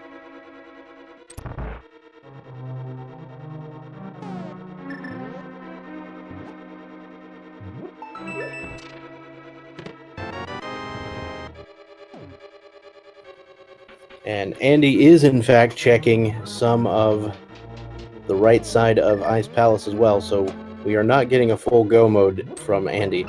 But as soon as we see he's going to get the heart container over here on the right, and he might go to Ice Tea for the last item. Yeah, at this point, I mean, hoping for those boots. It would be a time save to get the boots. It seems like he is probably going to full clear if he's already done this much. But hey, you're right. I mean, he definitely has the coin flip choice. And choosing to go to Cold Stare might be worth the gamble if you're trying to just hope to get that last item.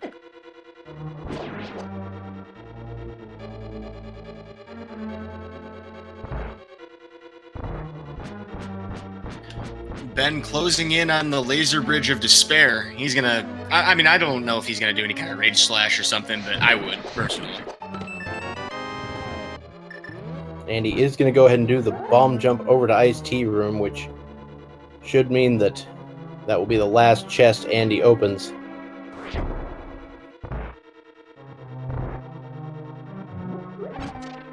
Well, there's the map for Ben, and of course, the last item, the Flippers. It's actually pretty smart of him to drop off the ledge north of the laser, as you can still get hit by the laser if you drop off in a direction where it can hit you. 1.0 allows you to get hit while you fall into pits, which is unfortunate, but it's the source of why we say you got 1.0. That is, of course, the only real downside to 1.0, because most of the other things we get from 1.0 are all upside. Oh, absolutely. I mean, I wouldn't trade drive-through for that for anything. Doing a hook dash and, saying skirt to those dead rocks, but Try next fight coming up for Ben, and Andy closing in on his fight with Cold Stare. We're gonna make sure he gets this item here since he doesn't have the hook shot. He had a bomb jump back across.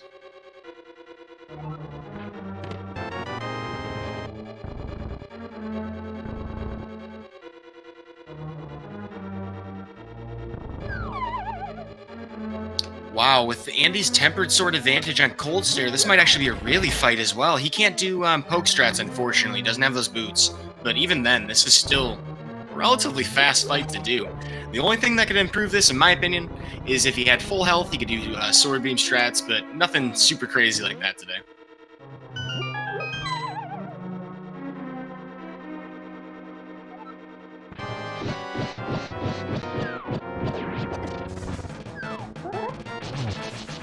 That's a good start. He's going to save some time on Ben on this fight significantly, so burn down all of them in fast succession. Great use of the half magic here. And that does it for Ice Palace. So, Andy and Ben now both with the exact same set of crystals. Andy having one additional item that is extremely important, the flute. Ben looks like he will be heading to the hobo, so this is going to be a close race once again.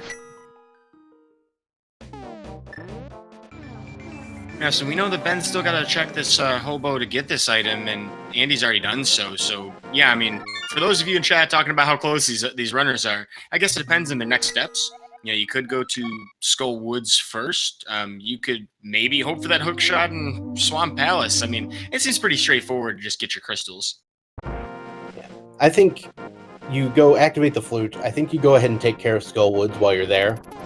And then you go to Mire area, maybe check like the shed and some stuff, and then get to desert, see what you need. That makes a lot of sense to me because, I mean, there's nothing really holding you back from finishing Skull Woods right now. Whereas, you know, desert, you know, we can get to the area, we can get to the Mire area, but, you know, can't really finish everything just yet. Ben is going to go ahead and check the waterfall area, or the waterfall cave, which is something neither runner has checked at this point. Yeah, we already know that the Zora ledge is meaningless, so number one's going to be arrow capacity, and number two, also arrow capacity. Whole lot of Garbo in that cave, and Andy has Swag Duck online. You think that Ben's quivering at this point? Could be. I think that cave... I pretty much think that cave gave him the shaft. Oh, that's unfortunate. But with more ammunition in mind, he may have more wind to his sails with that, you know, having more to work with. Ben, though, making his way west, at this point seems to be mirroring Andy's decision to head into Skull Woods.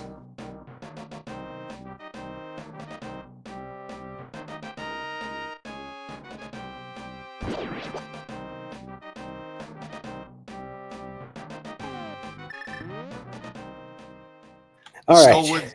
We have, of course, cleared everything in Skull Woods except for the fire rod locked portion in the very back. We do need that fire rod just to open it up. And fire rod's also really great for killing the boss. We do have Tempered Sword, but, you know, if you have a stuck moth on the wall, like a moth to the flame, it's a lot easier to deal with. Very much so.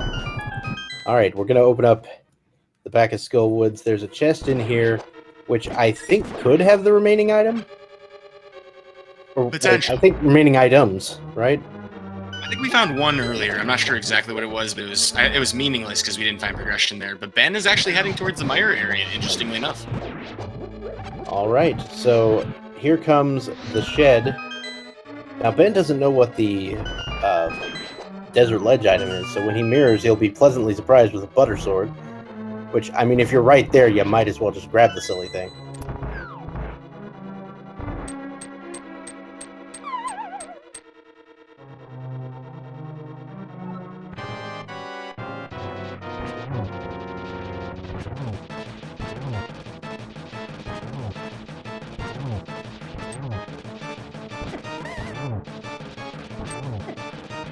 Well, Mothula could be a very annoying fight, but this is about as cozy as it gets for that. Andy, despite his health, putting that away pretty easily. And Shovel. What was that? Okay, So we've got a shovel. We've got a small key on the desert torch. So we'll have to see what this other chest is. If it's not a big key, we're definitely locked out. Okay, so we definitely need boots for this run. Wait, boots for this run? You heard me. Bob. Andy finding that shovel, though, he's got another route he can go to pick up his progression, and he's going right there. Not going to forget this for later. You know, it's been a while since I've seen a race where it took an hour and a half for the run to start, though. Yeah, that is very true.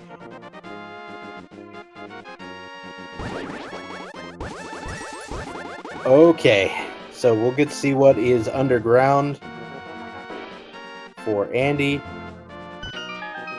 Just a big 20. And the big 20 is floating on top of Andy while he plays the flute. That's and cool. Ben already took his 50-50 with the checkerboard cave. Not coming up big either.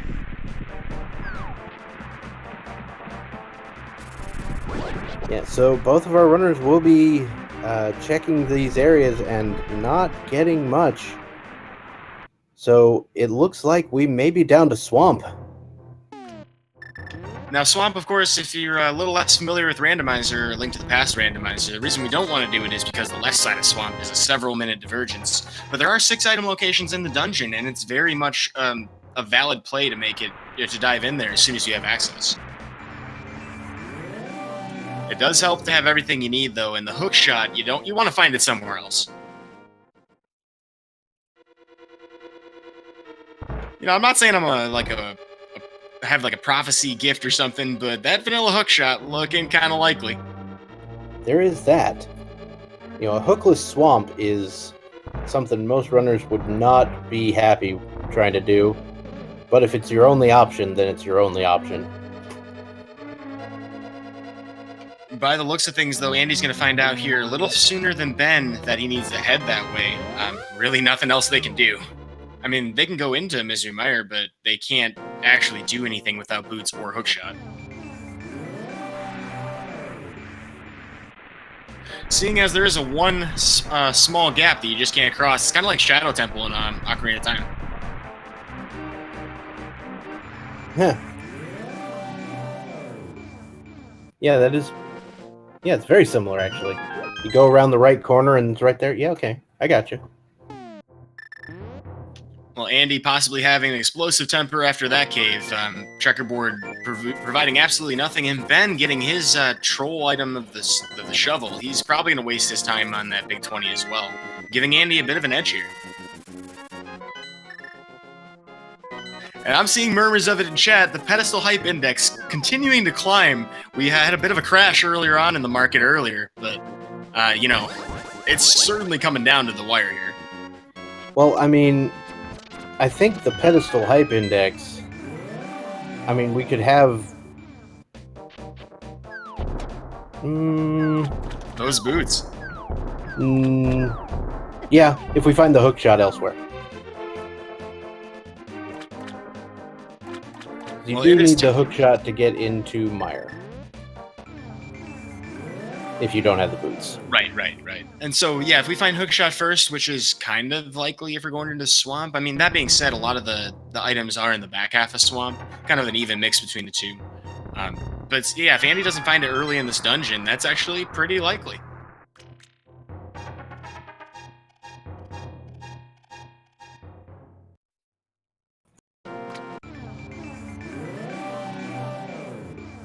Well, Ben has made his check of the Grove. He's seen where the vanilla flute item was, big 20. He's heading his way towards Swamp as well. Yet again, we reconverge. An hour and a half into this race. It is not over yet, folks. Stay tuned.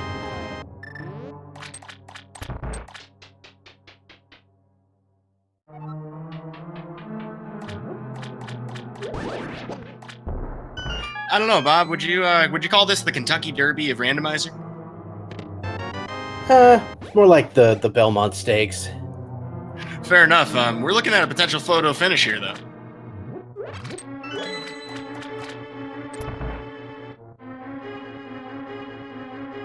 Actually, the Belmont Stakes would be Castlevania Randomizer.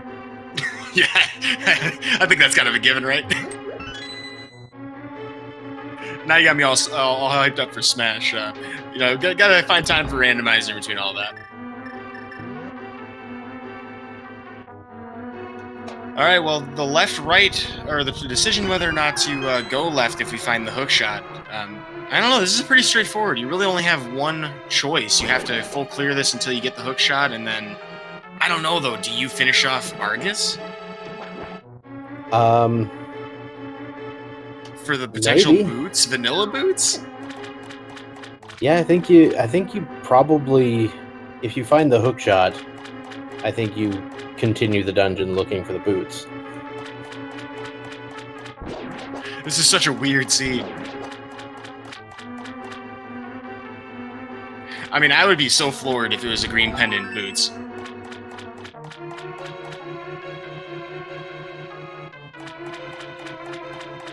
And we will not see any left side skipping today because it's literally impossible.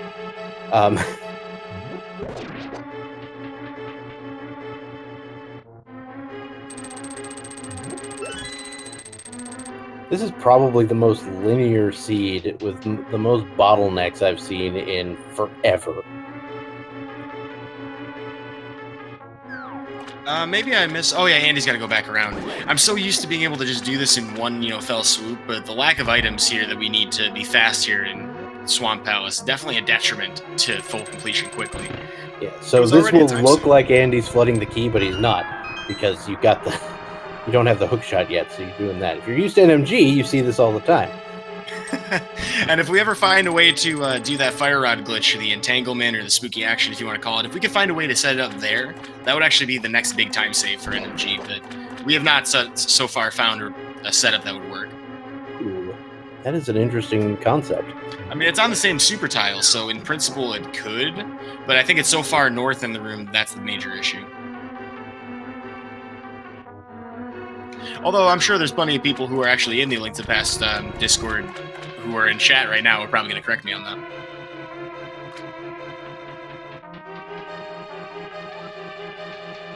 All right, so the left side swamp play over here, we've got to check both these chests, and without the hookshot, we got to do a double drop down unless we get the hookshot here, which we don't.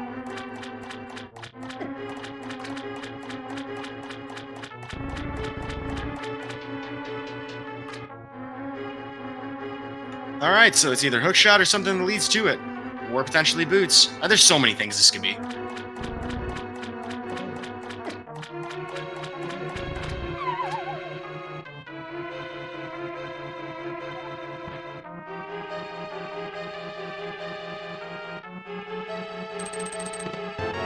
And we've got the big key, so vanilla hookshot is looking more and more likely.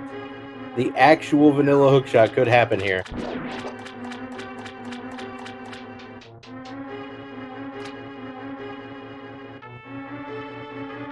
Tension building. Reaching for progression. Can we extend this race? Or will we be latching on to defeat? There it is! The hookshot, and Andy is going to get the small key. Yeah, so excited, so ready to progress down to Argus, forgetting that he still needed that key.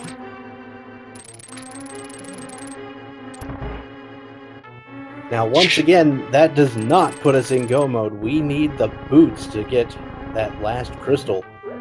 So that is going to make the boots on pedestal a real possibility.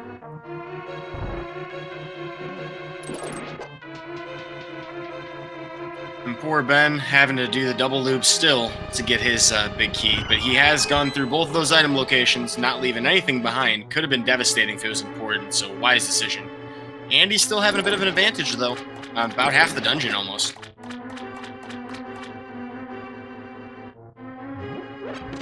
There's a blue boomerang, a big heart. Not what we're looking for just yet. And we see that Ben is going to do the same thing that Andy did. It's so unfamiliar to find that there. Why would you ever not have the key from that right pot already? Oh, right, because you came in without the hook shot. Looking like we got a compass on Argus, so that's everything for this dungeon. And, I mean, it really does. I mean, we do have the hookshot, so we can check Hookshot Cave. I mean, there's a couple items there. But it's certainly possible to find the vanilla boots.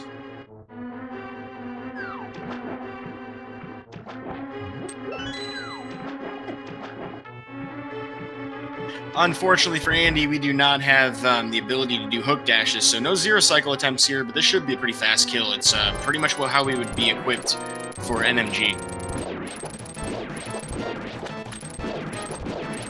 Just one slash per puff, so you just want to stand kind of as close as you can to him and get those Argai on your hook shot as quickly as possible. The double fire rod spin strats to kill Argus, and there's that green pendant.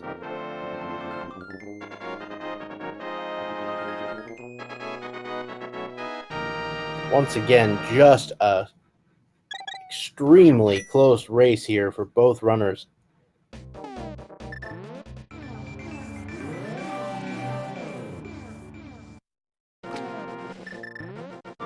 Well, Chad educating me a bit today. I actually had no idea. It is possible to zero cycle if you're using pokes. Gold sword pokes do count the same.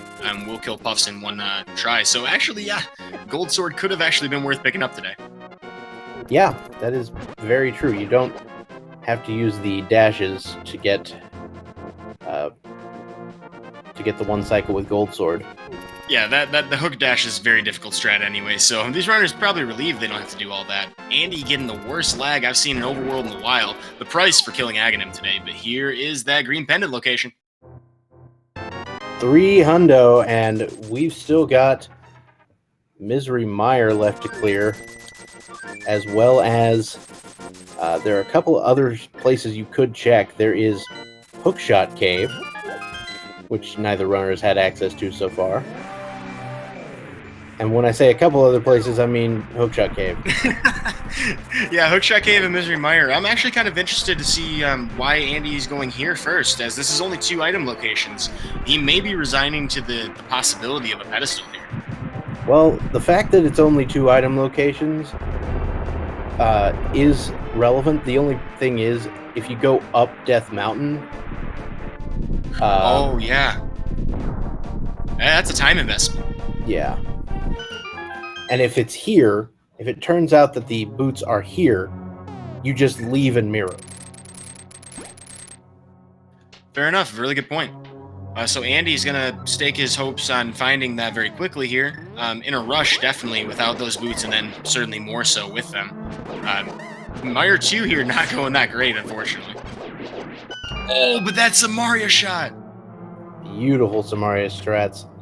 And all right, Ben is going for Hookshot Cave, so we have ourselves a divergence.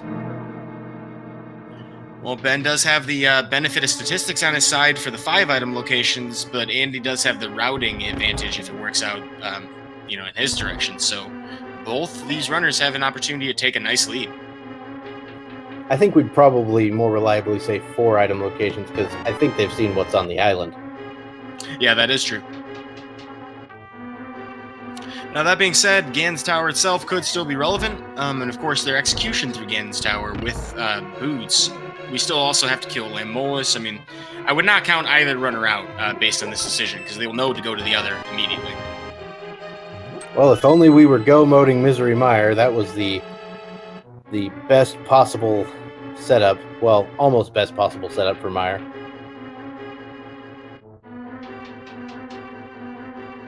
Moving on to the west side of the dungeon, though, Andy definitely wants to avoid that cutscene room. We're going to find out pretty quickly, though, if that's a possibility.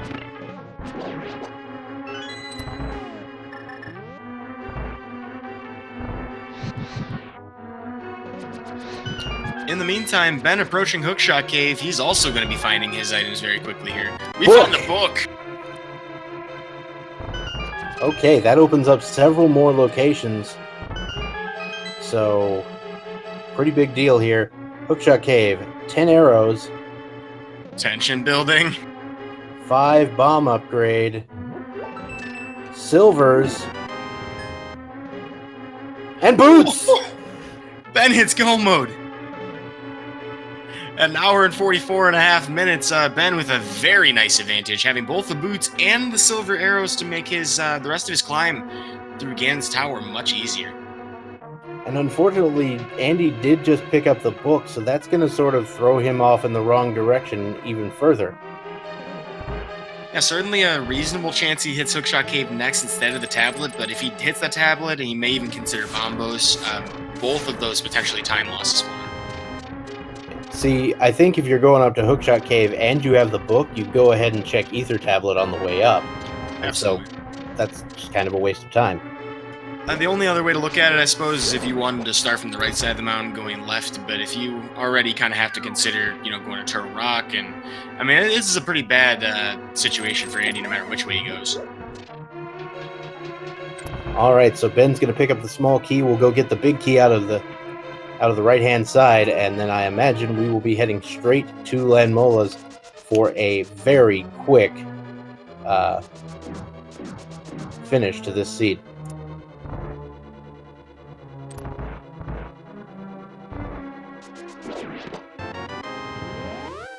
Barring some really strange execution errors from Ben, or potentially like a despawn of Ganon's tower, this really does look to be wrapping up for him in this situation.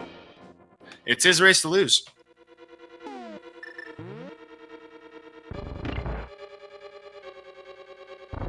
I'm just amazed that Ben was going to be able to sub 2 hour this. I mean, he's definitely on pace to do so now.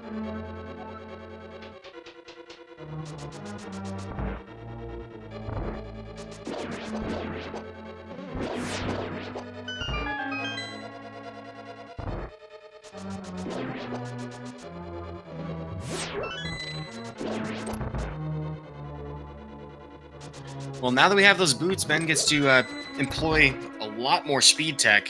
Very advantageous in Desert Palaces. There are quite a few rooms that are enhanced overall, being able to do that.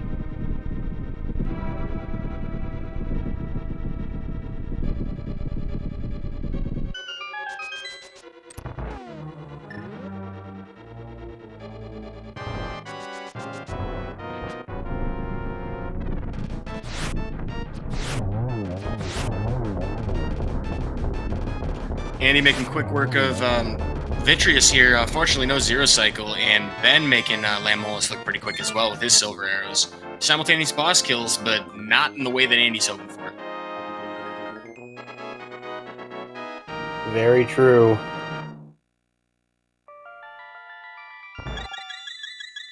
So Ben, with the 7th crystal, you know what it's time for.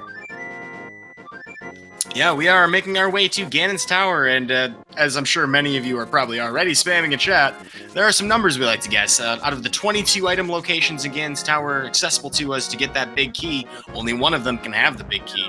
If you have a guess that you like to make, go ahead and throw that in chat.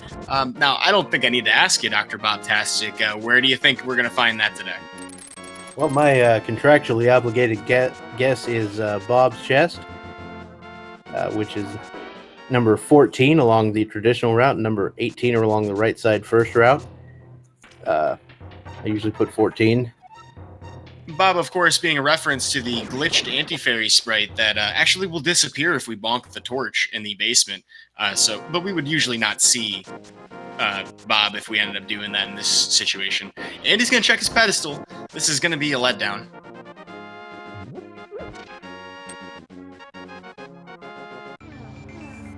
Yep, he's not going to pull it, because that would be a waste of time.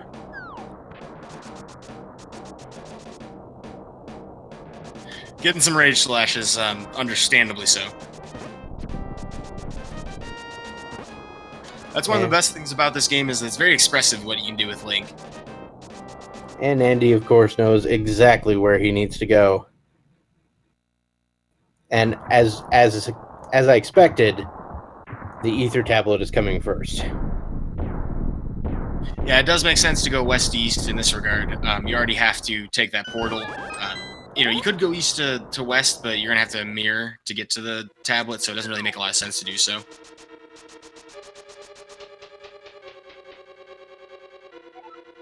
Checking right side first, which is pretty standard. Ben's going to find some bombs, and no key. Getting a piece of heart will not be able to advance to the east side. However, we'll actually get a full health refill, which is convenient.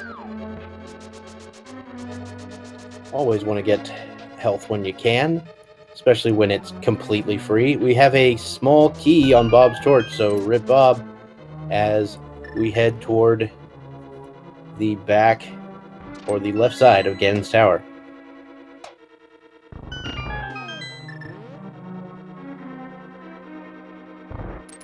That having been 3 items, there's 4 more here in this room.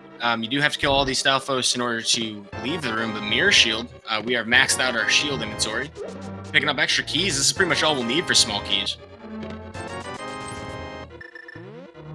Ooh, Ben is going for the Dark Magician strats, heading to the right-hand side. This is something I've been known to do, but only if I got one more key than he currently has. Yeah, there's some conventional wisdom out there regarding if you find 4 keys, it's got to be on the right side, or not. It doesn't have to be, but it's very likely to be based on the configuration of that key logic. Trying to play the numbers, I'm not sure if 3 keys would be the same thing, but Ben's still going to head to the right anyway, and Andy's looking to 100% this seed at this rate. Oh, and we find the Cane of Brian, or Cane of Berna as it's actually called, there at the Bombos tablet, so nice to find that. So this is number 8, I believe, the blue rupee. 9, 10, and 11. It's not a blue rupee, it was a red rupee. But that is the big key in chest number 11. I believe Andy left the cutscene chest in Misery Mire. Or maybe the big chest.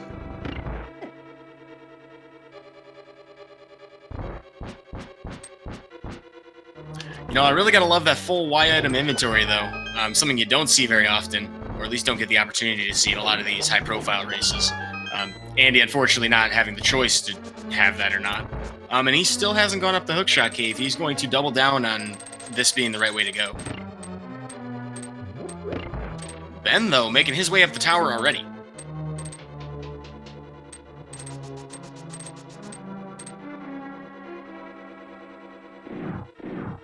He has the boots, not going to risk it, though, here in Ganon Ball Z, making his way up the tower, taking the stairs up to the next episode, which is the Gauntlet.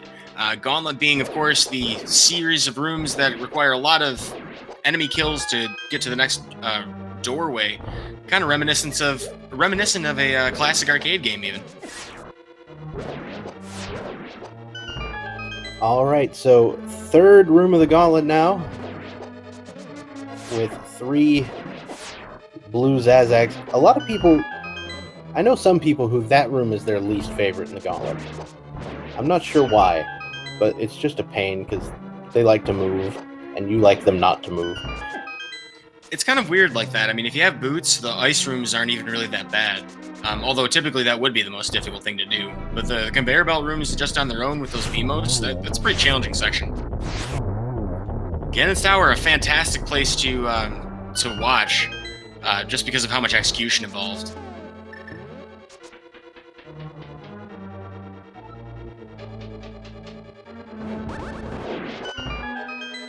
A very nice Wizrobe room.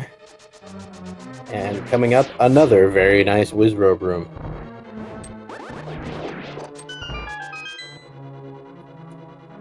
I was worried I was going to curse him there, but nah, he stuck it out. Nah, Wizrobes too, pretty simple, and very easy to recover from. With this half magic, doesn't have to be doing these lamp strats, although probably just playing it safe just in case something goes wrong. He could potentially skip a magic refill because of this.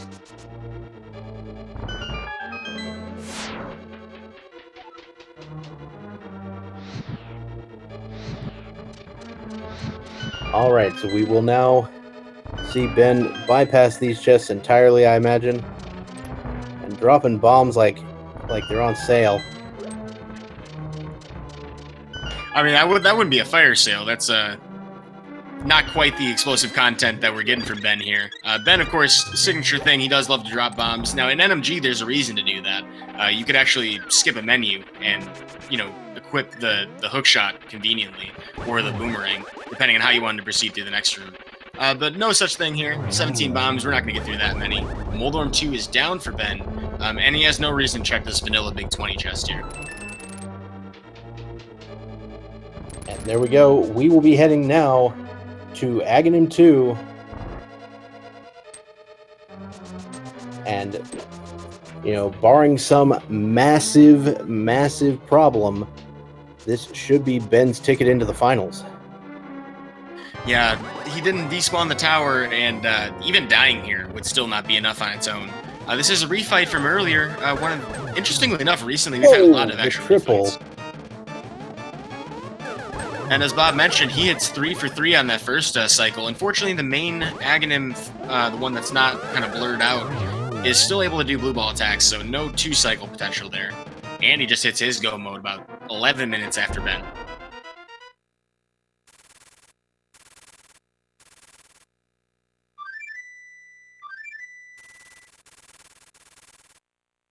Moment of truth for Ben. He still has potential to sub 2 this, actually. Yep, this is easily sub 2-able. It's like sub 147-able. Yeah, we're expecting to see a 1+1 cycle from him here. You need 12 total sword slashers, or the equivalent in sword spins, in order to advance phases 1 and 2 independently. That sword spin against the trident there does set him up for a pretty good 1 cycle in the first phase. There we go. This will make the second cycle pretty easy, and that looked like enough slashes to me. Masterfully done by Ben. That is the signal, or the symbol of somebody who has run a lot of NMG. Of course, if we end up seeing that from Andy as well, as we are kind of running into the next broadcast a little bit here, then you would see the same thing. Both of them have practiced this fight more than any other fight.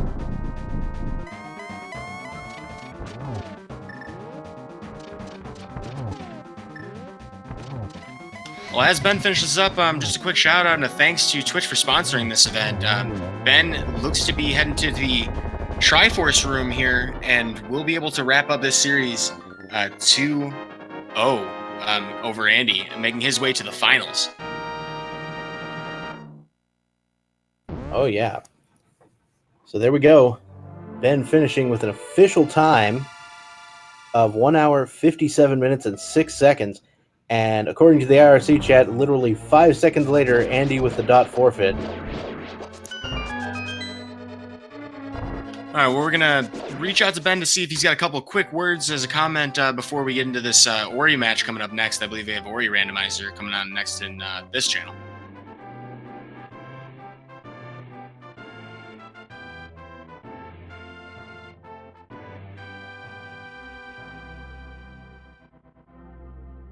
And we are joined by our winner, Ben. Ben, congratulations on reaching the finals. Hey, thanks. And you did it in style, too, finishing in under 2 hours, which is really impressive for how contorted this seed was. It was really bad, yeah. I saw some comments to the effect of, basically where this seed can go. And, yeah, I really feel bad all the way. I was never feeling good about any play that was happening after being in Dark World. Like, nothing seems to be right, and it's like there were no right choices, actually. yeah, both of you were doing basically exactly the same thing right up until you decided to go to Hookshot Cave when he decided to go to Misery Mire. Yeah, pretty late then. Yeah, we saw several high fives all throughout the race, and the decisions in the routing, there's like small differences, and those things still ended up converging. This was a fantastic race for the audience to watch. I think you're really going to enjoy this watch back. I hope I will. Well, you put on a great show for us today. Do you have any thoughts, since we are running a little bit into the next race on this stream? Do you have any thoughts on your next series? I mean, you're in the finals. I can't really think much because I don't know against who I'm going to play. I don't know them too much on V29, to be honest. I did say it yesterday. Big John asked me who I would like to face. I was like Pika, but I just don't really know. I don't really know how to play, so I'm totally going to watch them this weekend to see OT and those races and see who I'm facing, I guess. All right. So with that, I think we do need to go ahead and wrap things up pretty quick. I want to thank both of our runners once again, Andy and Ben, for putting on a great show. I want to thank our tracker, Raspberry Floof, for keeping track of those items on screen for you. And once again, I want to thank my co-commentator, Eudaimonistic. Thank you so much for joining me. Hey, it was a pleasure to cast with you, Dr. Bobtastic. We put some puns out there, and Chad groaned. Chad groaned at the race itself, of course, and the crazy progression that we had. Stay tuned, folks. You got to follow these speed gaming channels, particularly this one, if you want to see the finals of this tournament.